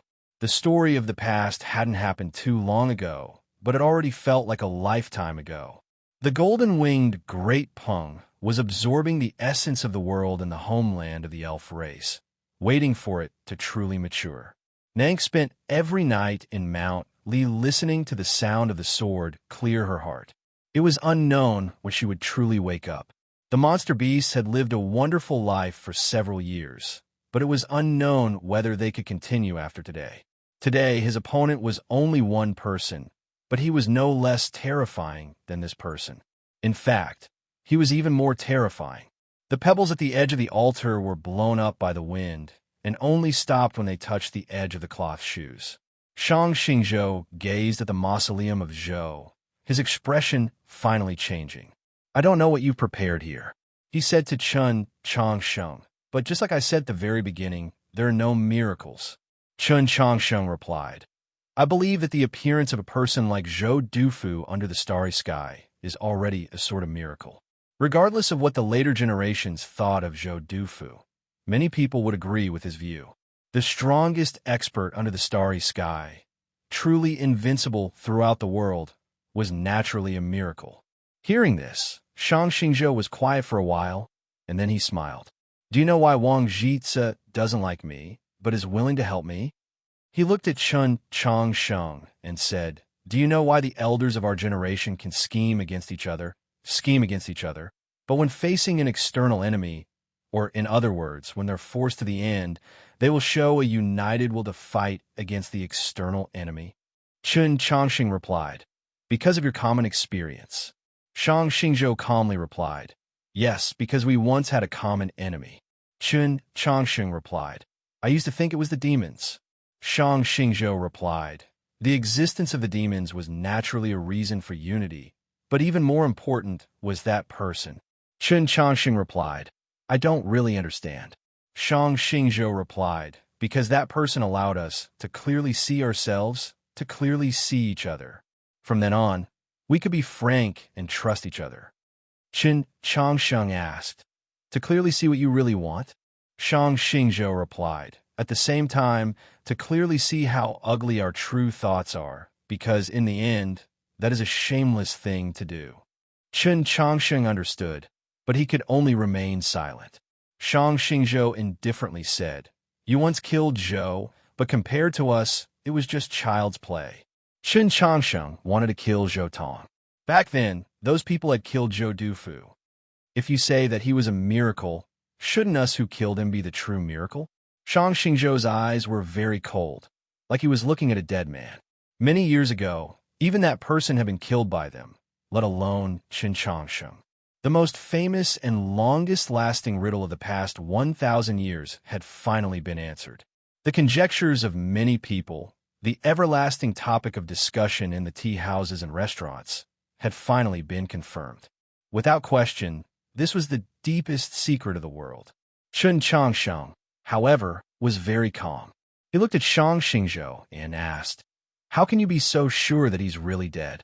This was Zhou Dufu's mausoleum. He stood in front of the mausoleum and asked this question. It felt like he was asking this question on behalf of the person in the mausoleum. The cold wind rustled the sand in the wilderness, giving off a sound that seemed to have a sense of time. Shang Xingzhou's eyes narrowed. The illness is rather annoying. Do your best to recover as soon as possible, just like in the past year. Once again, I wish everyone good health. To be continued. Chapter 63. The mausoleum of Zhou spanned the heavens and earth, and also spanned between the two of them. Separated by several hundred zhang, they were only a small black dot in each other's field of vision. But they could clearly see each other's features and the emotions in their eyes. They didn't even need to look at each other to know what the other was thinking. No matter how unfamiliar they had been in the past few years, they were still master and disciple who had lived together in the temple for 10-some years. After some time, Shang Xingzhou said, he's already dead. Chun Changsheng replied, I don't know how your story ended, but I know that his body is not in this mausoleum. Shang Xingzhou said, given that brute's personality, if he was still alive, how could he endure the loneliness and not come out to make trouble? Chun Changsheng was quiet for a while, then said, yes, he should be dead, or else Emperor Taizong would not have been at ease. This is your final move? Using him to scare me off? Shang Xingzhou looked at him and mocked, truly childish. Chun Changsheng replied, yes, I just wanted to scare you. Shang Xingzhou asked, is there any meaning to it? Chun Changsheng replied, seeing Sir's appearance just now was truly very interesting. After saying this, he began to laugh, appearing very happy. For him, this was a very rare display of emotion. From this, one could tell that he was speaking the truth. The truth was the most hurtful.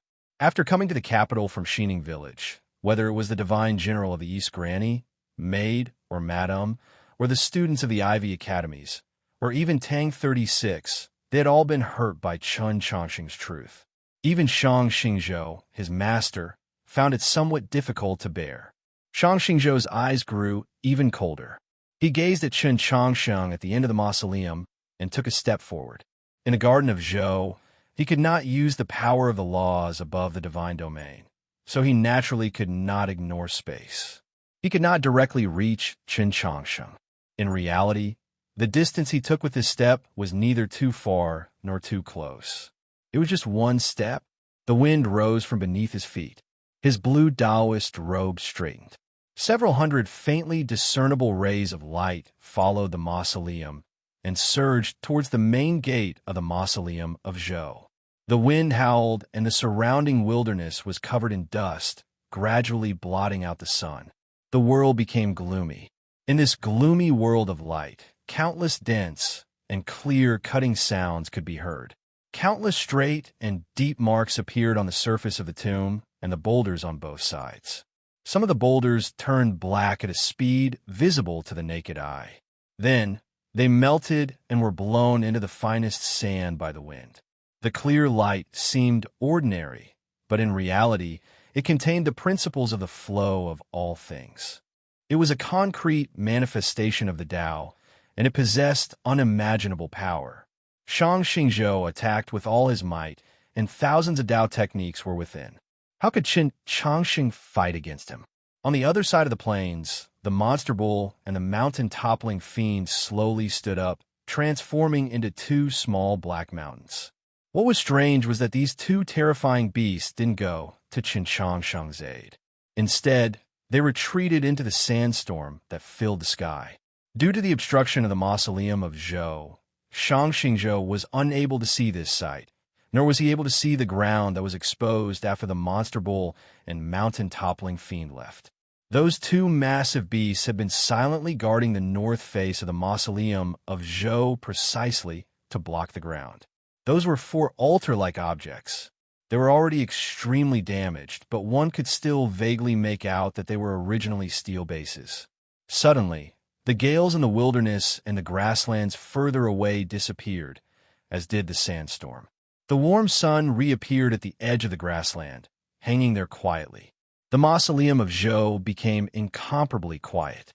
Those tens of thousands of Tao techniques that represented the supreme principles of the world suddenly vanished. A string noiselessly snapped. 4 stone pearls fell from Qin Changxing's wrist and rolled down the path of the mausoleum. These stone pearls appeared very ordinary, with nothing special about them. There was also nothing mystical about the way they fell.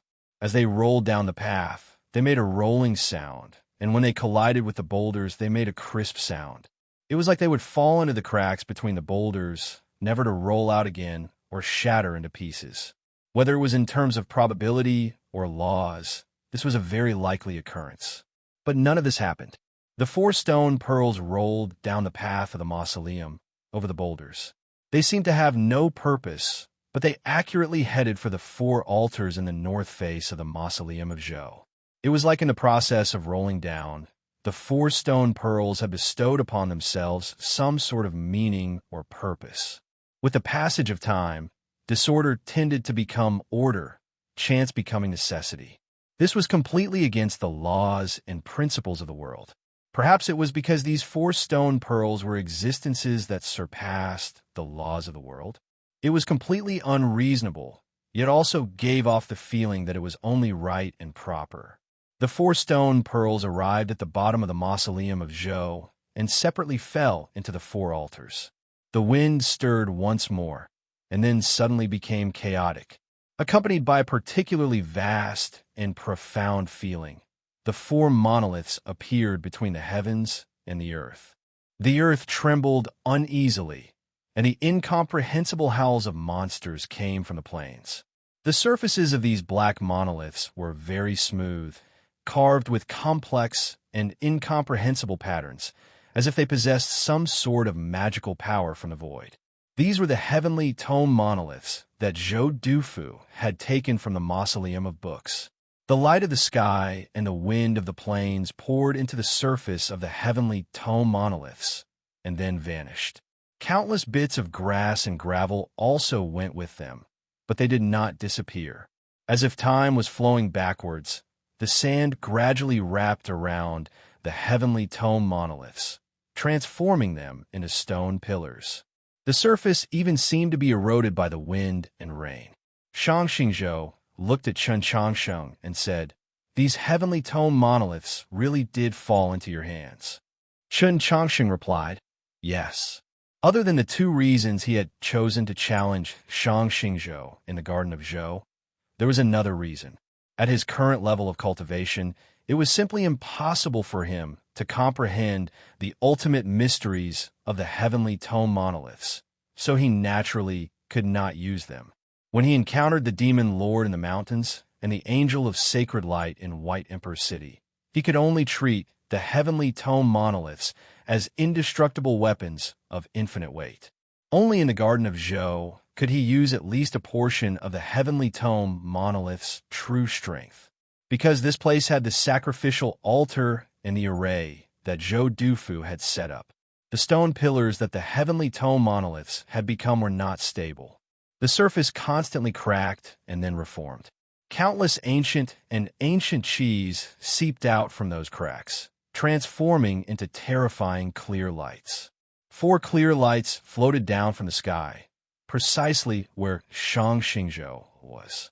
You think that you can defeat me like this? Shang Xingzhou turned his palm and slapped upwards. He stood on the ground, but when he extended his hand, he seemed to touch the dome of the sky. There was a light clap. The clear light flowed through the sky. Shang Xingzhou's face paled, but his expression remained indifferent. Now it's time for you to choose. As the clear light flowed, several extremely thin cracks appeared in the dome of the sky. From the depths of the plain came the terrified shrieks of the herd of beasts. Perhaps they were recalling the day when the Garden of Zhou was on the verge of destruction. If Chun Changsheng continued to use the heavenly tome monoliths to attack Shang Xingzhou, he had a high chance of winning. But there was also a chance that the Garden of Zhou would be destroyed before that. This was the choice that Chun Changsheng had to make. At this moment, he truly missed those swords. I'm gradually getting better. Thank you for your concern. To be continued. Chapter 64. I've received the handwritten copies of Choosing Heaven from a few of my book friends. I'm very touched.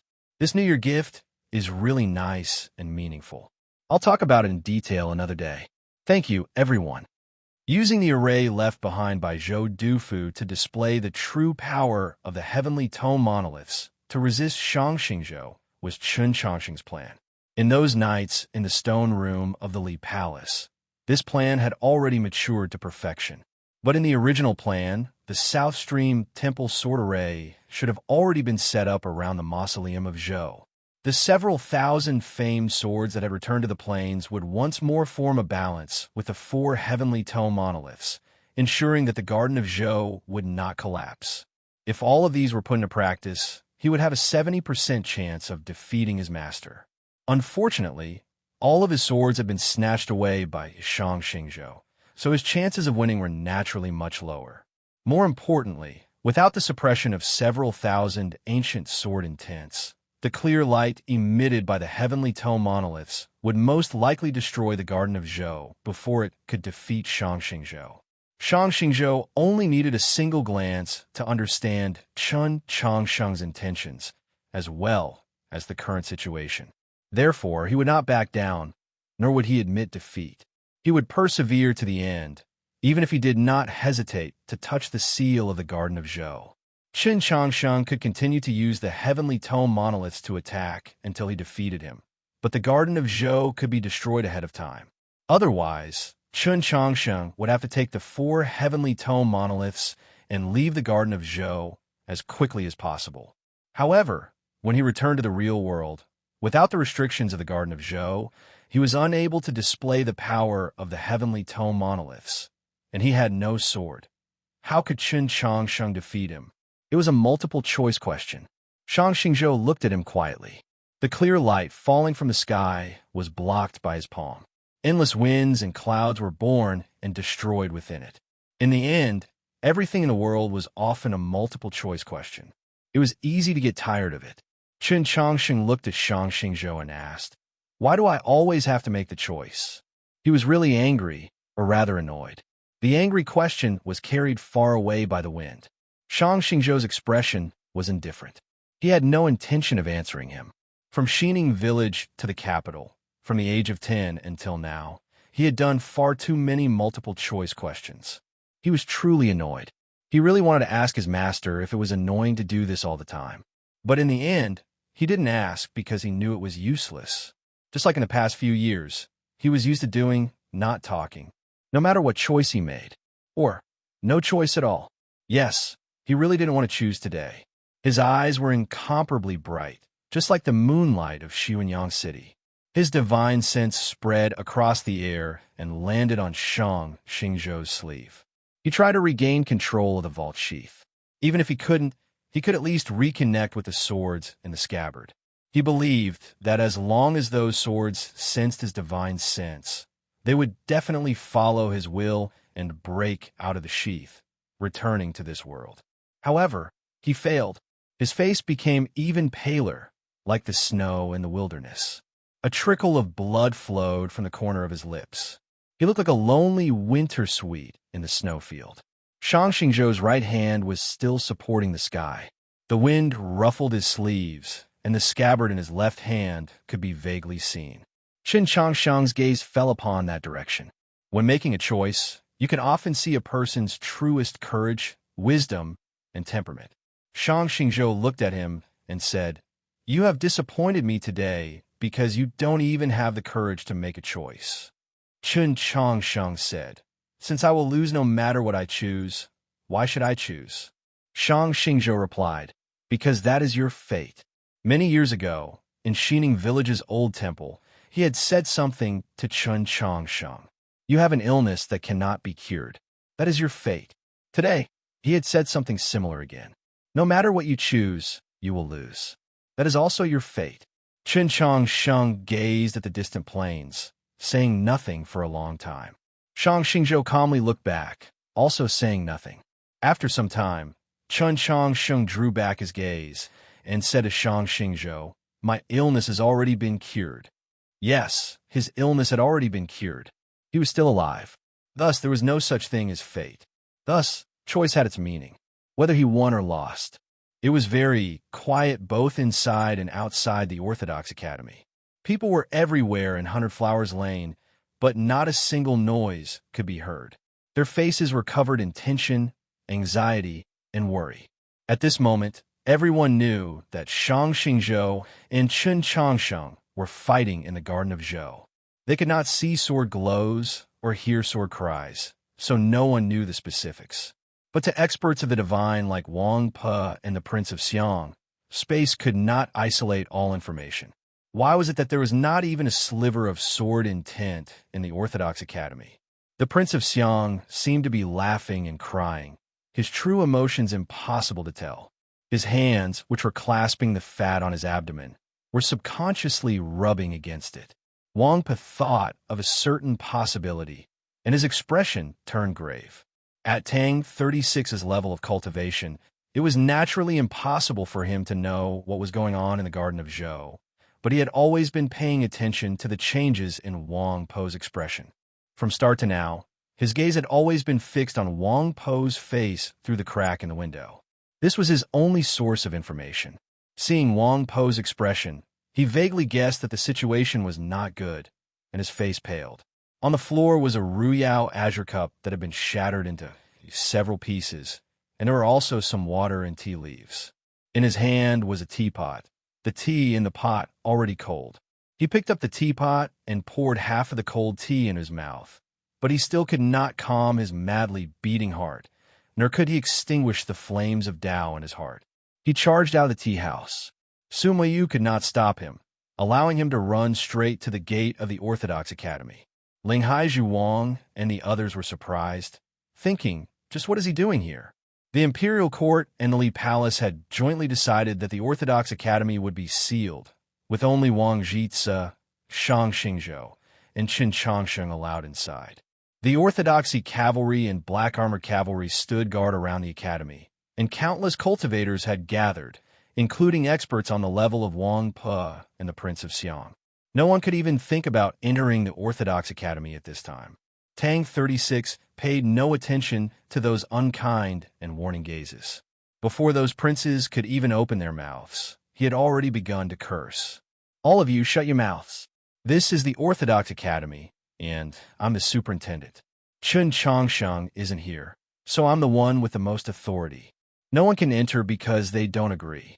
If I want to enter, whose agreement do I need?" 100 Flowers Lane was thrown into chaos.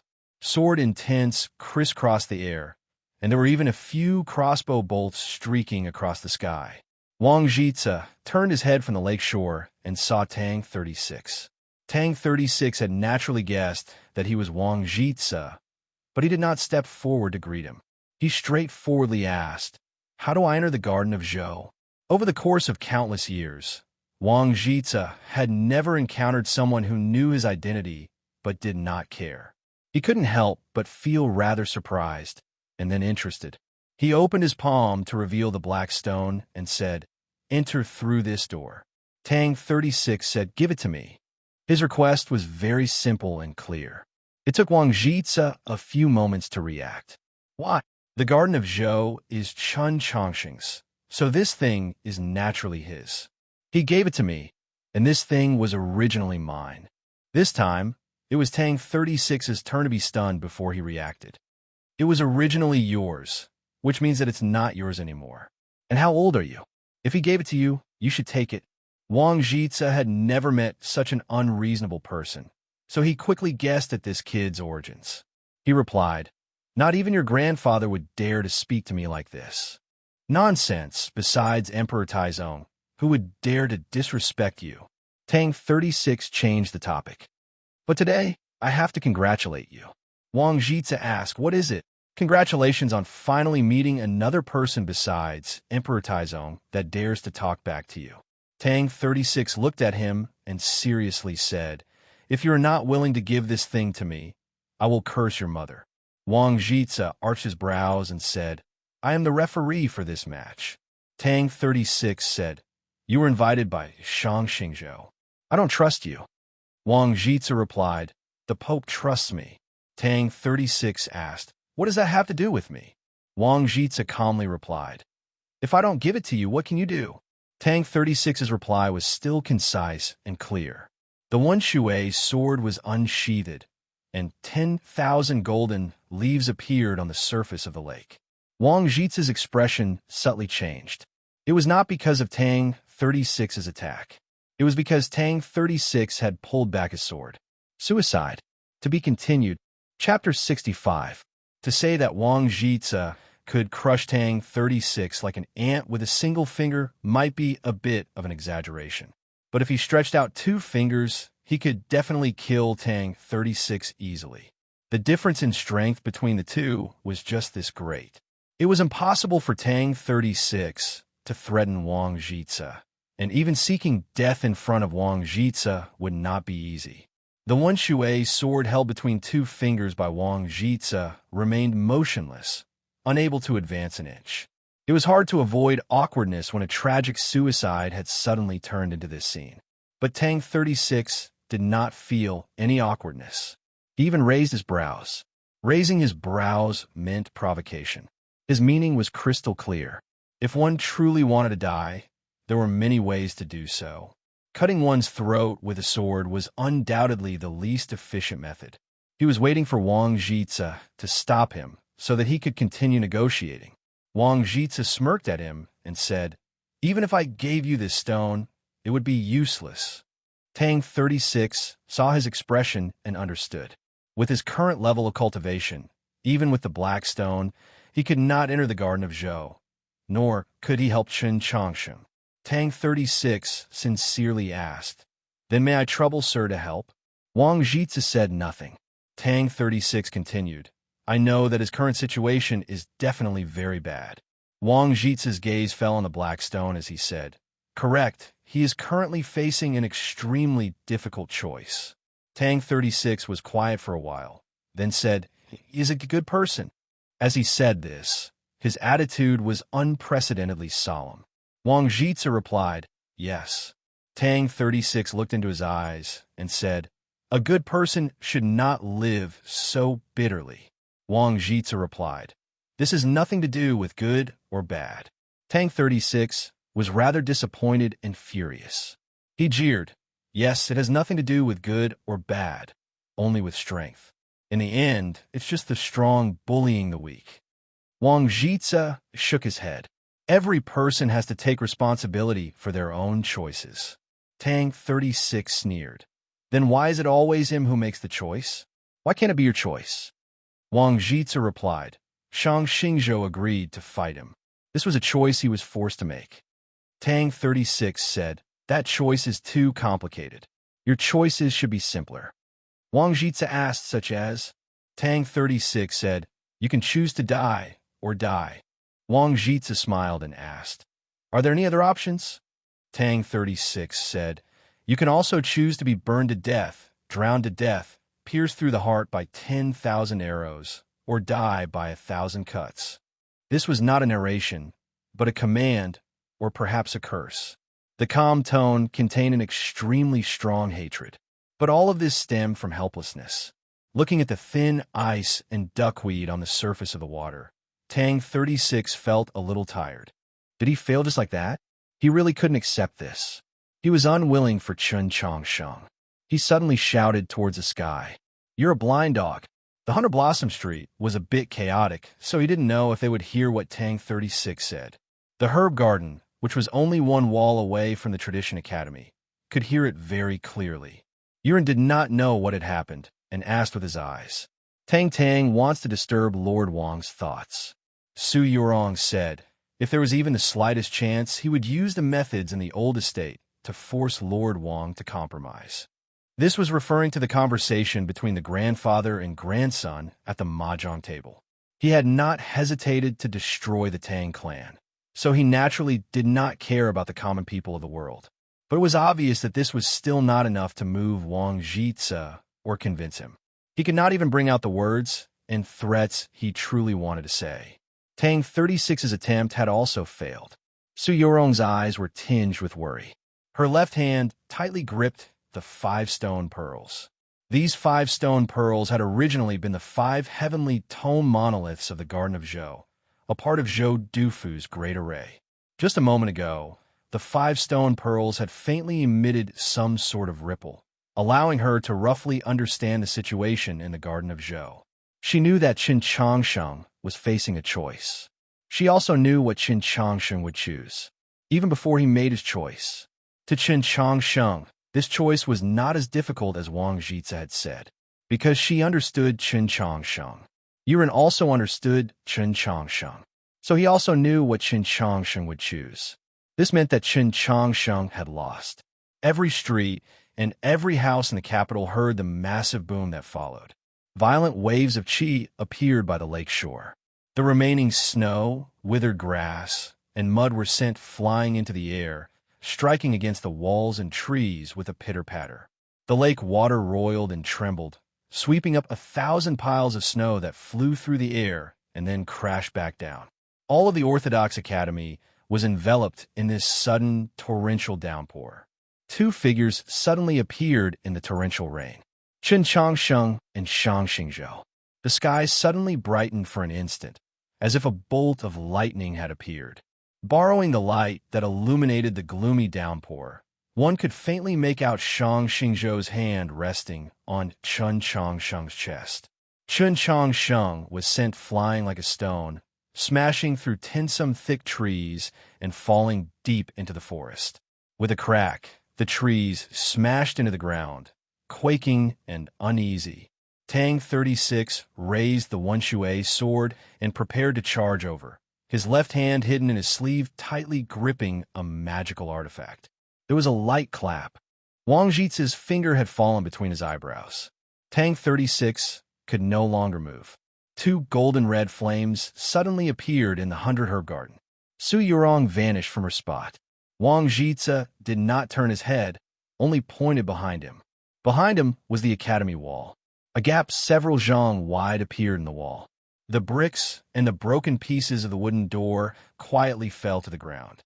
A cool breeze lingered in the gap, seemingly gentle, yet insurmountable. A pure white feather drifted down from the air. Su Yurong appeared. Wang Jitze suddenly sensed something and turned around to look. His gaze was not on Su Yurong, but behind her. The 100 herb garden was just as serene and quiet as it had been several centuries ago. A walking stick quietly rested on the edge of the stone table. The tree was broken, the fresh stubble spreading like flower petals. Qin Changsheng sat against the broken tree, coughing incessantly. Shang Xingzhou asked, "Do you still insist that choice has meaning?" Qin Changsheng replied, "Yes, because the choice determines who we are." Shang Xingzhou fell silent. Qin Changsheng was correct. If it were Su Yurong or Tang 36 in the Garden of Zhou, he would not have given them the chance to choose. He had given Qin Changsheng the choice because he knew what Qin Changsheng would choose. It was precisely because of this that Chen Changsheng was Chen Changsheng. Thus, choice had meaning. But there was no meaning in fighting now. Chen Changsheng could still stand, but it was already foreordained that he could not win. By choosing to leave the Garden of Zhou, he had given up on his final hope of victory. Shang Xingzhou's expression was rather wooden. Concede. Chen Changsheng's tone was very flat. No. Shang Xingzhou fell silent, his right hand gripping the hilt of his sword. Not the stainless sword, but his own Taoist sword. Chen Changsheng prepared to stand, his right hand resting on the broken tree.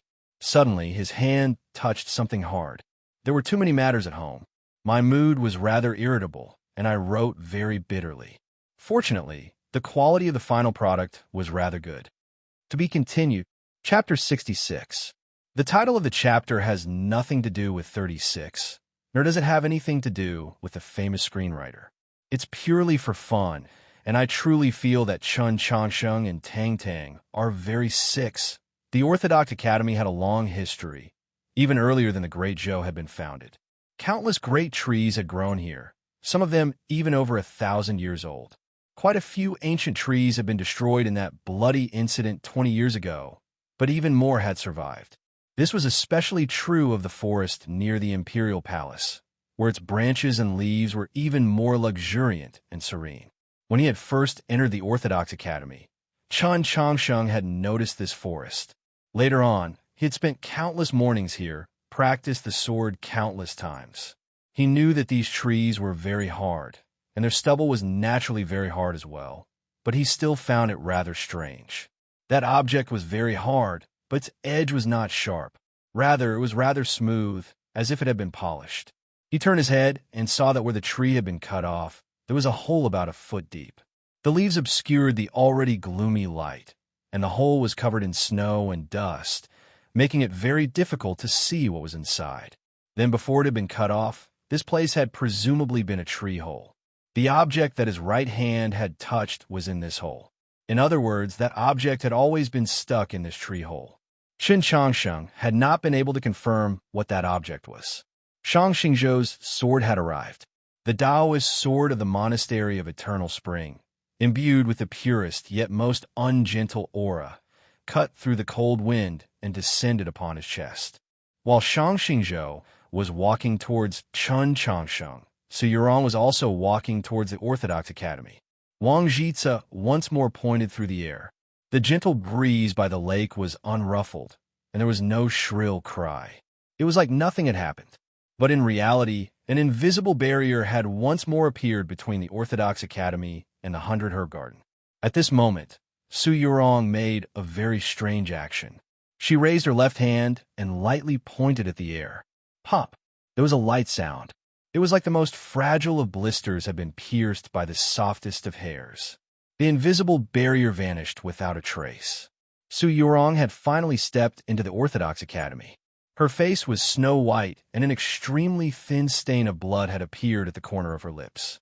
Wang Jitsa had not used a finger technique, but the star-seizing hand he had created while studying in his old residence in Donglin Lane. He did not expect Su Yurong to be able to withstand this move. This made him a little surprised. What shocked him even more was that upon arriving at the Orthodox Academy, Su Yurong did not even glance at him. Instead, she looked at the master and disciple in the forest. A cool breeze blew, causing his white robes to flutter. The tong bao was in his hand, the wu arrow knocked to the string, ready to fire at any time. The situation became extremely tense. She was prepared to use the wu arrow to stop Shang Xingzhou. Could it be that Wang Jitsa would not stop her? Or did she believe that someone would stop Wang Jitsa? Who was that person? Naturally, it couldn't be Tang 36. Under Wang Jitsa's control, he had already become a statue by the lake. Because he couldn't turn his head, he couldn't see what was happening in the forest. He could only look at the lake and the sky. It was no longer snowing, but the clouds had yet to disperse. They covered the sky and made the capital seem especially gloomy. In the beginning, he was complaining and shouting that God was blind. At this moment, he was only praying for Chen Changsheng, hoping that the heavens would quickly open their eyes. Suddenly, a clear cry came from the forest. His eyes suddenly lit up. A hole appeared in the clouds. The light of the heavens poured down like a waterfall, beautiful to the extreme. Tang 36 thought in shock, could it really be that person who opened their eyes? The body of a dragon, like a black mountain range, slowly rose and fell behind the clouds, stirring up countless strong winds. After the little black dragon left the Orthodox Academy, she did not go far. Instead, she stealthily approached this place, ready to break through the clouds and descend at any moment. If Chun Changsheng really did encounter danger, she didn't care about the rules of the match. As for that referee, she had long ago wanted to fight him to the death. The sea of clouds suddenly roiled, tearing a crack in the sky. She looked at the ground in astonishment. She saw the streets of the capital, the mausoleum of books, the imperial palace. Finally, she saw the Orthodox Academy. Where the Orthodox Academy and the imperial palace met was a gloomy forest. That forest suddenly brightened. It was not because of the heavenly light pouring down from the sky, but because of a sword glow. 10 some broken trees were arranged in a straight line, pointing into the deepest part of the forest. The broken tree that had once existed there had already vanished, transformed into countless pieces of bark and wood that quietly floated in the air.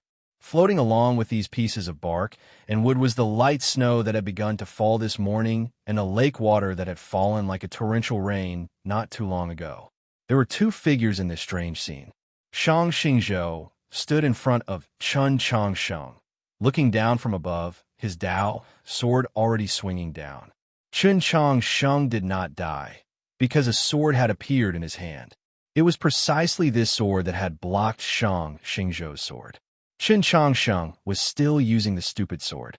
This sword style was considered by Su Li to be the #1 defensive sword style in the world, and it had saved Chun Changsheng's life countless times.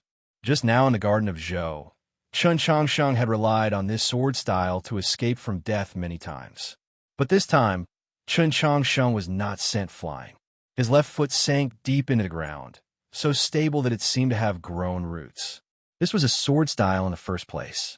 Only by using the sword could one truly display its subtlety and power. The question was, where had this sword come from? No one had the time to ponder this question. A clear whistle resounded through the forest.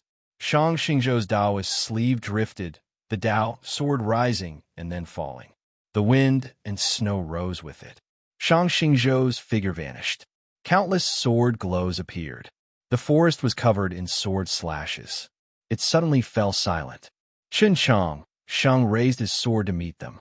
Clang, clang, clang, clang, clang, clang. Several dozen clear clangs of swords suddenly resounded around his body. In such a short period of time, Shang Xingzhou had struck out several dozen times. These swords had descended so quickly that not even the sound of 2 swords clashing could be heard. But Chun Changsheng had caught all of these swords. He raised his sword to his brow, his left knee slightly bent. He stood at his original position. He did not move. No matter how profound and indescribable, how unfathomable your sword intent was, I only need to raise my sword horizontally, sink my heart, and then hide in the house. This was the true sword domain. But under Shang Xingzhou's storm-like attacks, just how long could he last? Even if he possessed a perfect sword domain and star domain, possessed an unimaginably abundant amount of true essence, he still could not last forever. And what sort of person was Shang Xingzhou? He cultivated tens of thousands of Taoist techniques, so who knew what other terrifying techniques were hidden in his drooping sleeves? Chun Changsheng was not prepared to give his master this chance. At some unforeseeable moment, which he knew would come, he had taken the initiative to strike. A sword glow illuminated the secluded forest. This strike was unimaginably fast, like a true bolt of lightning. The sword intent of this strike was very clear, but not simple. It was like a fish swimming in the stream, right in front of him, but very difficult to reach out and touch. The trajectory of this sword was even more mysterious to the extreme. It actually gave off a feeling that even gods and ghosts couldn't predict it. This strike consecutively pierced through 3 pieces of tree bark, cut through several splinters of wood and bypassed his left hand, seemingly carelessly stabbing into the wind and snow. A muffled groan sounded out from somewhere, and the wind and snow became slightly disorderly. Shang Xingzhou appeared on the snowy ground several zhang away, a tear in his sleeve. Chun Chang Sheng stood up straight, holding the sword in his hand, and quietly looked at him. To be continued. Chapter 67. The chilly wind rustled the fallen leaves on the trees, and the forest was quiet. Tree bark, sawdust, and snowflakes gradually fell. Only the remnant sword intent lingered in the cold wind for a long time. It was like the smoke that lingered after the firecrackers quieted down, indicating what exactly had happened. Seeing that Chun Chang Sheng was about to die, the situation of the battle suddenly changed greatly, even showing signs of reversing. It was all because of the sword in his hand. He looked at Shang Xingzhou silently. This did not mean that he was uneasy, but rather confident. As long as he had the sword in his hand, what was there to fear?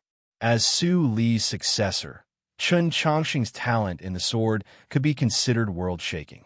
Several years ago, armed with these swords, he had defeated powerful enemies in succession, and had even charged into the alley of the Northern Military Department alone, shocking countless onlookers. Several years later, he learned the Unity sword art on Holy Maiden Peak, comprehended the true meaning of the path of the sword at Mount Li, and used his own strength to lay down the sword array of South Stream Temple in White Emperor City. He defeated the Demon Lord and saved the White Emperor. His cultivation in the path of the sword finally reached great success, and he became the publicly acknowledged Grandmaster of the sword. Even though he was still very young, and according to common sense, it was very difficult to associate him with the word master. His strongest technique was the sword of wind and rain. Shang Xingzhou had long since been prepared. From the very start of the battle, he had used the trump card he had hidden for many years to seize all of his swords. In the Garden of Zhou, he had beaten him to the point where he could not retaliate at all. At this moment, a sword appeared in Chun Changsheng's hand. Even a master of the sword Dao would not be able to casually wield a sword and go on a rampage. This sword was obviously not ordinary. At the very least, it could communicate with his mind. Shang Xingzhou looked down at the sword. It was unknown how many years the sword had withstood the wind and rain, or how many years it had been hidden in the tree. Originally, it did not have any aura, just like an ordinary iron rod. If the tree hadn't been broken by Chun Chang Sheng, no one would have noticed its existence. Today, Chun Chang Sheng pulled it out from the tree hole. The dust and stains on the surface of the sword had completely disappeared. It was as bright as if it had been washed, and its sharpness was revealed. It was like a pearl that had been covered in dust for many years, like a phoenix that had not cried for many years, finally releasing its brilliance and shocking the world with a single brilliant feat. Shang Xingzhou raised his eyebrows slightly. The age of this sword was extremely ancient, and it was most likely from the sword pool. However, everyone knew that the famous swords of the previous generation that Chun Changsheng had brought out of the Garden of Zhou were all in the vault sheath. The scabbard was in his sleeve. So where did this sword come from? Could it be that Chun Changsheng had already predicted that he could control the vault sheath, so he played along and prepared beforehand, hiding the sword in the tree? Wanted to catch him off guard? No, from Chun Changsheng's reaction, he probably didn't know that there was a sword in the tree. Judging from the moss on the blade, the sword had been hidden in the tree for at least a few years, let alone Chun Changsheng. Even if Black Robe and Wang Jitsi joined hands, with Suyu Rong on the side using her faded star plate to calculate 100 times, it would still be impossible for them to guess today's situation several years in advance. Moreover, if Chun Changsheng had predicted his moves beforehand, he would have had a better way to deal with it and wouldn't have been forced into such a situation. Could it be that this sword did not originate from the sword pool of the Garden of Zhou, but had been hidden in a tree by some teacher or student of the Orthodox Academy? Shang Xingzhou thought that the person who had hidden the sword might have been one of his former followers, and his mood became rather complex. The sword had been hidden in the tree hole for many years without being discovered, but today, Chun Changsheng had taken it out with a stretch of his hand, when Chen Chongsheng needed a sword the most. Was this a coincidence? Or was this so-called lucky chance? Or was this a hint from fate? The lakeside of the Orthodox Academy and the 100-her garden on the other side of the wall were both very quiet.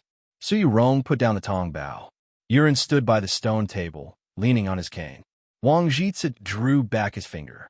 They silently gazed at the scene in the depths of the forest, each with a different expression. All of this had happened very briefly, but they had roughly understood the truth of the matter. In the Garden of Zhou, for some reason, Chen Chongsheng had lost all his swords, so he could only passively take a beating. It was very dangerous. At the most dangerous moment, Chen Chongsheng had pulled out a sword from the broken tree and changed the entire situation. But why was there a sword in that tree? Tang 36 could move, but he did not, because Chen Chongsheng had already escaped from his dangerous situation, and also because his mood was rather strange. He felt that this matter had something to do with him, but he could not think of the reason. In 100 Flowers Lane, the dense clanging of swords could also be heard. The quarrel caused by Tang 36's intrusion into the Orthodox Academy was settled, the confrontation and possible conflict vanishing. The crowd looked over in shock and nervousness. Wang Po opened his eyes and looked at the Orthodox Academy. He was somewhat surprised, but also very gratified. But the Prince of Xiang closed his eyes. In a very short time, he seemed to age several years. Shang Xingzhou looked at Chen Chongsheng and asked, "You knew there was a sword here?" Chen Chongsheng replied, "I didn't." As he gazed at the sword in his hand, he naturally felt a sense of familiarity, even intimacy. It was like a schoolmate, a former comrade, or at least a kindred spirit. Thus, he knew the origin of this sword. This sword had once been a member of the sword pool, had once fought side by side with him. At that time, the 10,000 swords were like a dragon, and it was a dragon scale. But it had been many years since they had last met. "So you were here. And why are you here?" A burst of laughter suddenly came from the lakeside. Ha ha ha! It was a laugh of extraordinary gaiety, of penetrating pain, and, above all, of an obnoxious complacency. "It's me. In the end, it's still me," Tang 36 repeated, his face brimming with arrogance.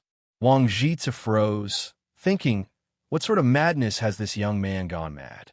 Tang 36 roared to the entire world. "I had this sword here back then." Chen Chongsheng stared blankly, finally recalling this matter of the past. He couldn't help but laugh. For more information, please refer to Volume 3, Chapter 29, The Story of the Devilish Children and the Sword. To me, these interesting places are one of the main sources of happiness in writing novels. The title of today's chapter naturally reminded me of Chao Xiaoshu, and then I thought of Long Qing, and then I thought of Ning Ke, and then I thought of that extraordinary author. The novels I write are all very good. Today is New Year's Eve, and I'm still writing novels. It feels very good. I wish everyone a happy new year. Drink in moderation. Take care of your health and the happiness of your entire family. Tomorrow will be the beginning of the annual vacation. I will return to meet everyone on the 11th. I will strive to write this paragraph as quickly and powerfully as possible. To be continued. Chapter 68. That incident happened several years ago. It was rumored that there was a sword pool in the Garden of Zhou, and within the sword pool were countless famous swords of previous generations. The legend was true. Chen Chongsheng had discovered the sword pool in the Garden of Zhou, and then brought those countless famous swords back to this world. Famed swords with legacies like the Temple Sword had been sent back to their respective sects in the name of the Li Palace, but there were still many swords left. Thus, on a very ordinary night, the Orthodox Academy held a meeting to divide the spoils. Xian Yuan Per received the Mountain Sea Sword, Zheshio received the Demon Commander's Banner Sword, and Luo Luo received an even better gift. Afterwards, Su Mo Yu received a flower sword named Beauty Yu, and even Mo Yu received a Yu Maiden Sword from Chen Chongsheng. Tang 36 did not change his sword, because his Wan Shui sword was also a famous sword, and also the symbol of the Tang clan. No one knew that he had also asked Chen Chongsheng for a sword. However, he did not bring the sword with him. Instead, he stabbed it into the hollow of an ancient pagoda tree in the depths of the secluded forest. Then, he carefully disguised it with fallen leaves and rotten mud. Chen Sheng didn't understand what was going on. Tang 36 said that he was nurturing the sword. Decades, or even centuries later, a short student from a poor family would suddenly hear a folk song from the southeast on an ordinary morning after being bullied by his classmates. He would burst into tears and rush into a small forest to smash the trees, exchanging physical pain for mental comfort. Suddenly, he discovered that a famous sword used by a swordsman of the previous generation had suddenly fallen out of a hole in an ancient tree. There was even a strand of sword intent attached to it. His ethereal palace was instantly stimulated, and all of his chi openings were ignited.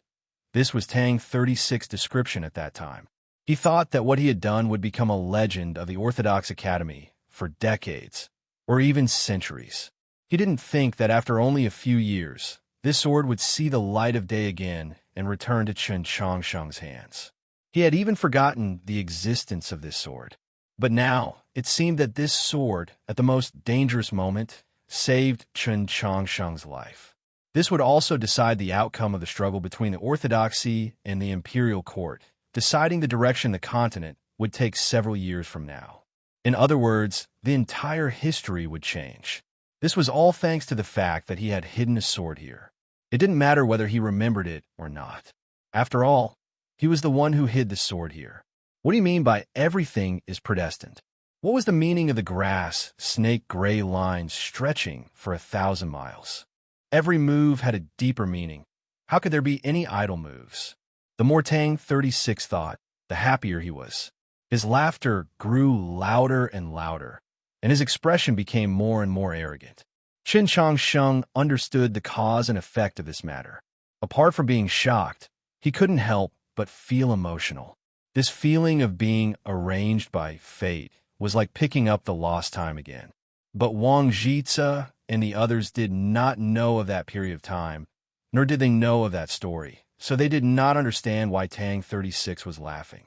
To Shang Xingzhou, Chen Sheng's smile was much more detestable than that sword. You want to change everything with a rusted sword? He looked at Chen Sheng and said indifferently. His eyes were very pale, like ice that had just condensed. In the depths of his eyes, a spark was burning. He took a deep breath. There was a strong wind in the woods. With the help of the wind, the fire began to burn extremely quickly. In an instant, it spread from the bottom of the eye to the surface. His indifferent eyes suddenly became the color of lava. They seemed extremely terrifying and scorching hot. The wind rose, blowing away all the clouds over the Orthodox Academy. One could faintly make out a black dot. The clouds dispersed, revealing the true face of the sun. A chi descended from the sky. To be more precise, it descended along with the sunlight onto Shang Xingzhou's body. This chi was not pure, but rather heterogeneous. However, it did not affect its power, only added a hint of fierceness to it. With the arrival of this chi, the accumulated snow on the forest floor instantly melted. The temperature in the Orthodox Academy seemed to rise.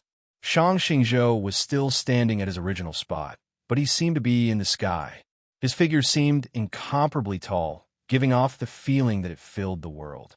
In the eyes of the distant Su Yorong and the others, he had become the world's most precipitous mountain. In the eyes of the nearby Chen Sheng, he was more like the white tiger that obscured half the sky in White Emperor City. At the time, he had seen the White Emperor's soul, but now he saw Shang Xingzhou himself. The puddles of water suddenly dried up, the mist instantly vanished, and the fallen leaves on the withered grass began to roll up. This fierce and scorching chi came from the sun, and it also came from Shang Xingzhou's body. They met at the boundary between the inside and the outside. With a boom, Shang Xingzhou's Taoist robe began to burn. His two sleeves transformed into countless butterflies that flew off, revealing his bare arms. The sleeves were completely burned to ash, so the wound left by Chen Sheng's sword naturally vanished as well. Shang Xingzhou gripped his sword with both hands, the muscles on his arms bulging like a sail stretched taut by the wind, or like a statue cast from iron. It seemed unreal, Yet it also seemed like the most real of existences, filled with the most vivid life energy. In a very short period of time, he seemed to have become several hundred years younger. He walked over to Chun Chang Sheng, looking nothing like an old man. When the clouds parted and the sunlight shone down, causing the Orthodox Academy to become somewhat brighter, Su Yurong thought of a certain possibility. Her expression flickered, but she did not go over because Chun Chang Sheng had a sword in his hand, and also because Wang Jitsa was present. It was obvious that Wang Jitsa had long since known of this secret, so he was not the slightest bit moved. Perhaps to those old people from back then, this had never been a secret at all. Yuren leaned on his walking stick as he stood by the table. His gaze pierced through the black hair, through the broken wall, and into the depths of the forest, his thoughts inscrutable.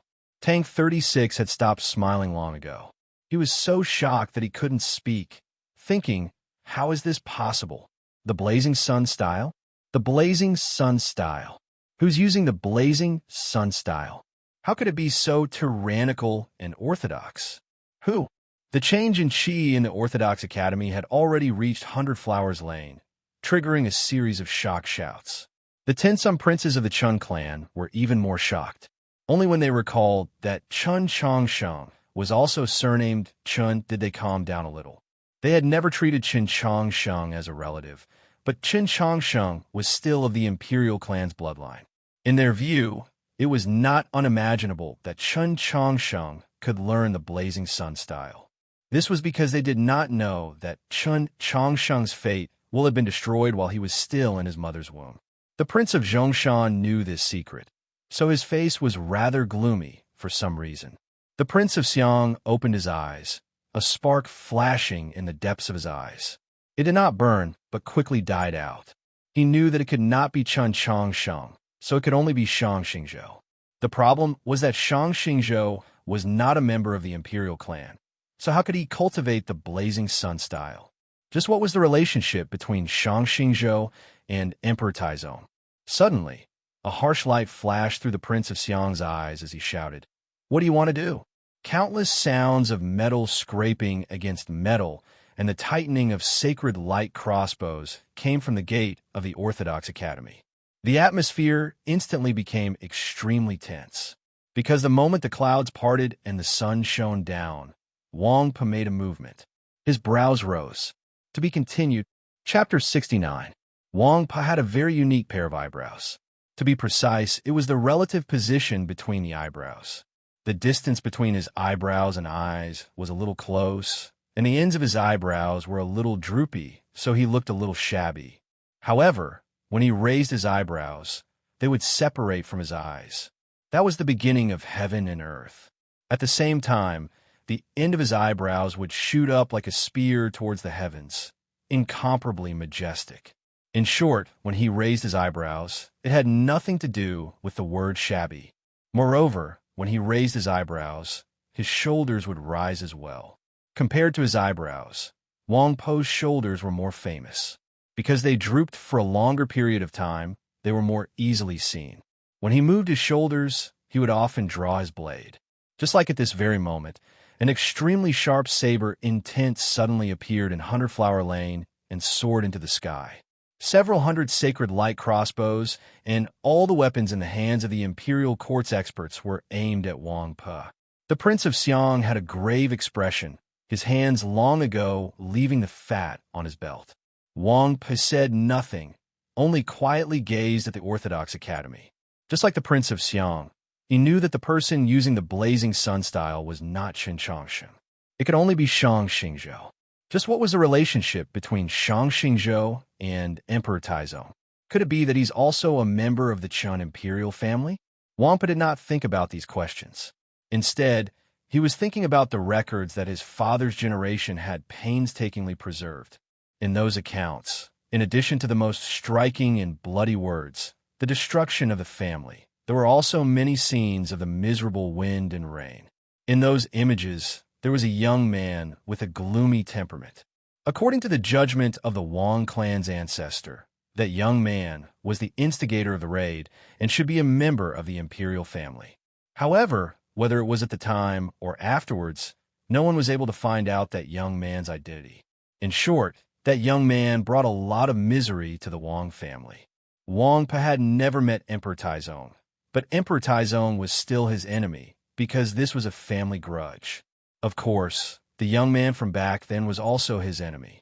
He had thought that the man had already disappeared in the long river of history, but today he discovered that it was highly possible that the man was still alive. The atmosphere outside the Orthodox Academy was abnormally tense. Wangpa looked at the courtyard gate in silence. In the end, his shoulders drooped again. At the same time, his eyebrows drooped. There seemed to be thousands of sighs in 100 Flowers Lane. It wasn't regret, but joy. The blazing sun style was a very powerful and special cultivation method. The myriad of Taoist techniques in the world were all based on the true essence transformed from star brilliance. Only the blazing sun art did not gather starlight, but sun fire. Sun fire was not as clear and gentle as starlight, but in terms of power, it was far superior. However, it was precisely because it was too blazing hot that cultivators were unable to harvest it and convert it into true essence. After the descent of the heavenly tome monoliths, the human race began to cultivate the Tao. For countless years, only the Chun clan, due to the unique structure of their fate wheel, could cultivate this method. No matter if it was the books of Taoism or the books of history, all of them took this to be the heaven Tao's favor towards the Chun clan. So no matter if it was a time of chaos or peace, the Chun clan possessed an extraordinary status in Tianliang County and even the entire continent. It was as if they were innately covered in a divine radiance. In the last 1,000 years, countless experts had emerged from the Chun clan, like the young hero, Chun Xuanba, and Emperor Taizong. Of course, there was also the rumored once wise and divine Prince Chu. Even today, the Chun imperial clan continued to produce more and more experts. The 10 some princes in 100 Flowers Lane were all experts, and the Prince of Xiang had already stepped into the divine domain. Together with the descendants of the imperial clan scattered throughout the world, this was truly an extremely powerful force. But in the last few years, with the Tianhai Divine Empress before him and Shang Xingzhou behind him, this force had never been truly displayed. But how could Shang Xingzhou cultivate the blazing sun art? Was he an imperial clan member? Just what was his relationship with Emperor Taizong? These questions flashed through Chun Changxing's mind, but they very quickly vanished, leaving no trace behind. He had already guessed this in the Garden of Zhou, but now he had just received confirmation, and Shang Xingzhou had once more walked in front of him. He gripped his sword with both hands and slashed it down at Chun Changxing's head. This sword was very simple, without any moves or profound intent. It just chopped down in a straight line. The sun shone on his black hair, which was tightly bound and glinted.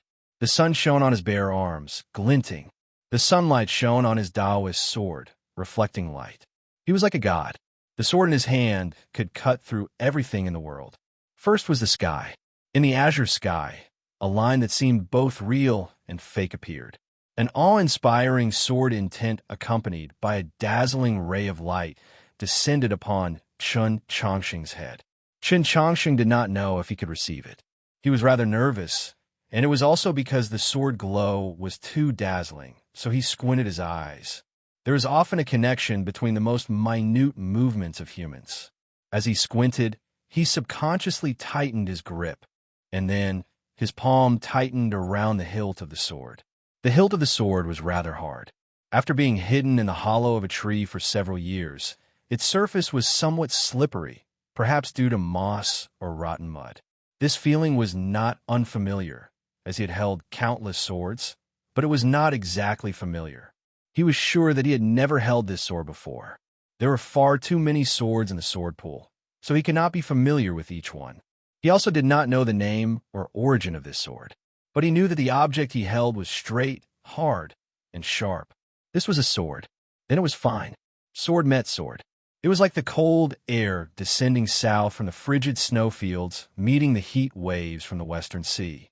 There was a sudden clap of thunder. The lake water shook into waves, then into waterfalls, then into torrential rain, washing everything between heaven and earth from different angles. Dozens of thick and sturdy ancient trees slowly fell with a cracking sound.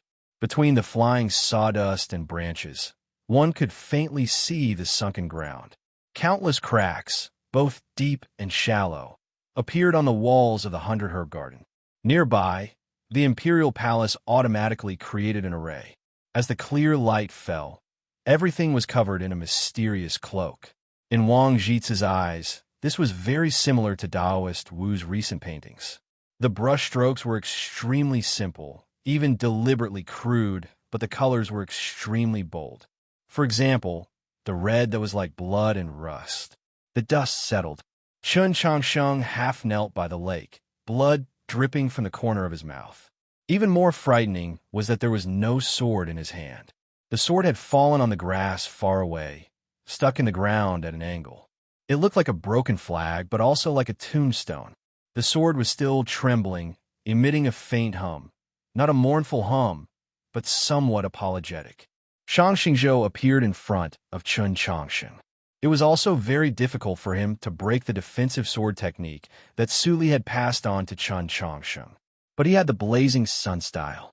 He had still suppressed his cultivation to below the divine domain.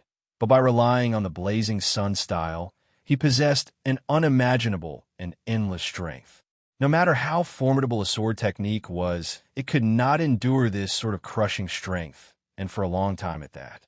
In this process, Shang Xingzhou had consumed more true essence and paid a price than Qin Changsheng. But Qin Changsheng had no sword. Shang Xingzhou indifferently looked at him and raised the sword in his hand.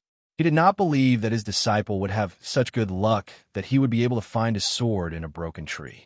Strangely, there was no panic on Chun Changsheng's face. His eyes were also as calm as the waters of a lake. Then, he plunged his hand into the lake and took out a sword. To be continued. Chapter 70. He could catch fish in a lake because there were fish in it, but there was no sword in the lake. Moreover, Chun Changsheng did not touch it, but directly took it. This was an even more concise and powerful action, indicating that he knew where the sword was in advance. Like a magic trick, he took out a sword from the lake. Then he thrust it at Shang Xingzhou. The water splashed along the blade, and the sword light rose up, illuminating the lake from inside out.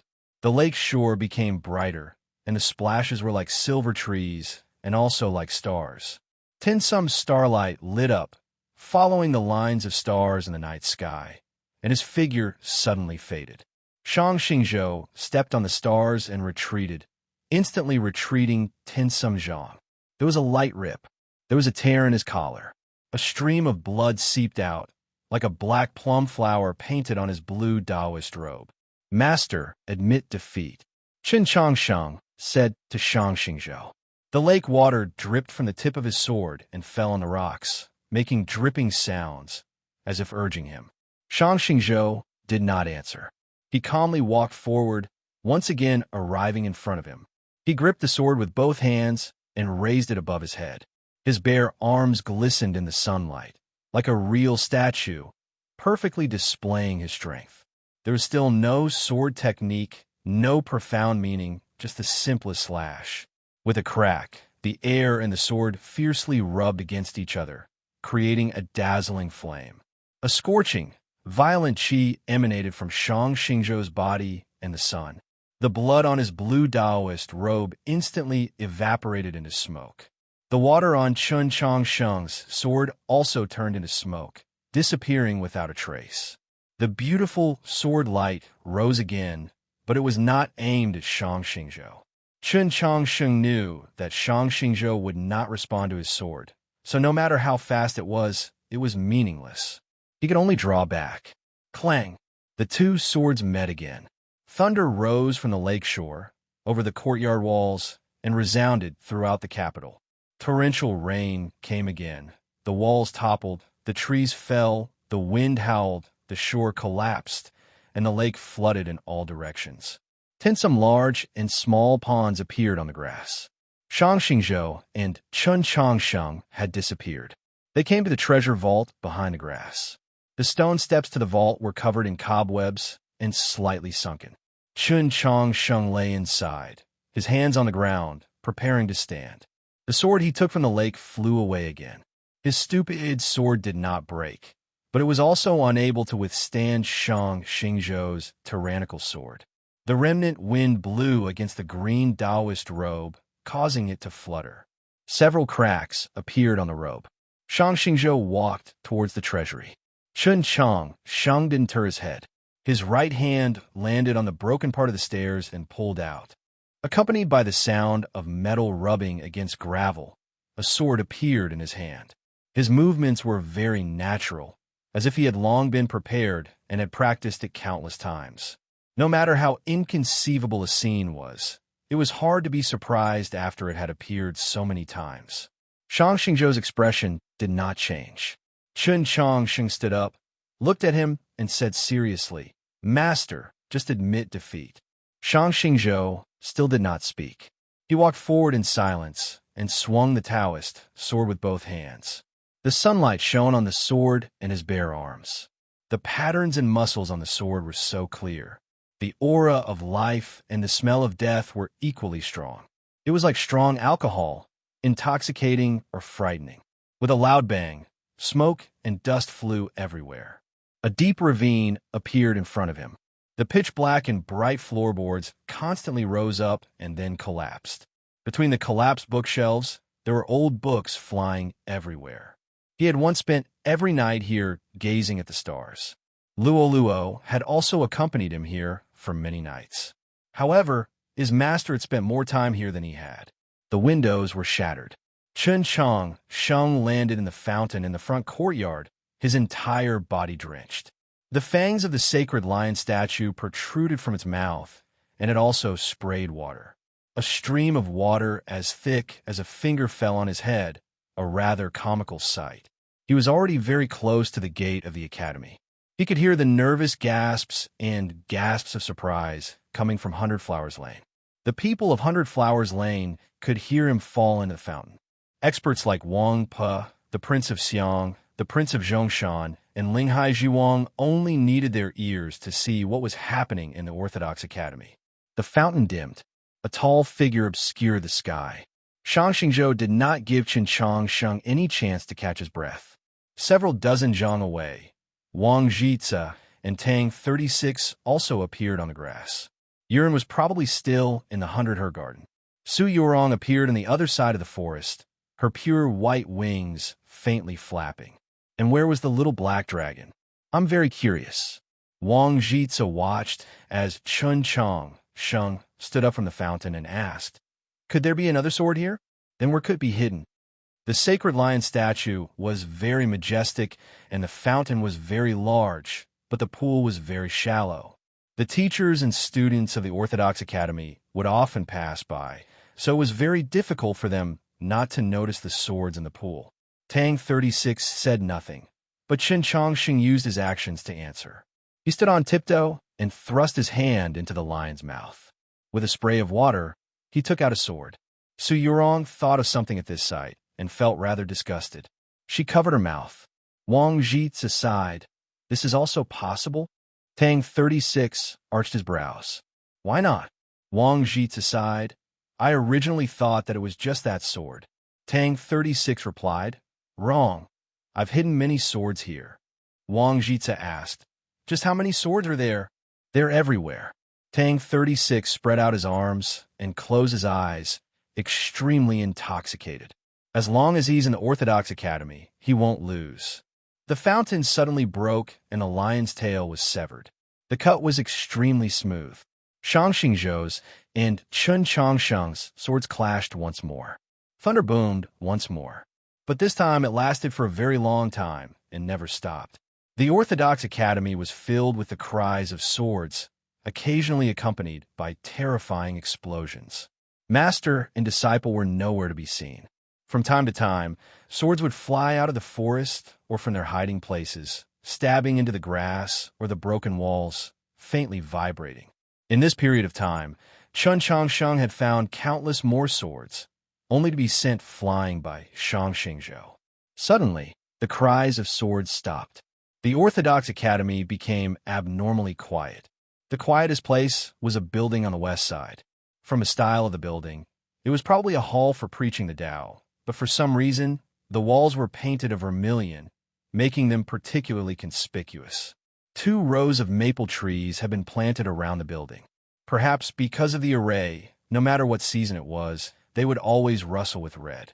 His blue Taoist robe was densely covered in holes that still contained remnants of sword intent. Blood constantly seeped out of them, making for a rather fiendish sight. Shang Xingzhou had suffered many injuries. Qin Changsheng's injuries were even worse. His face was pale, his body covered in blood, and his hands hanging by his side were trembling. "Do you still have any swords?" Shang Xingzhou asked. Qin Changsheng took a dagger from a flower pot at his side and said, "This is the last one. Guess what this building is called?" To be continued.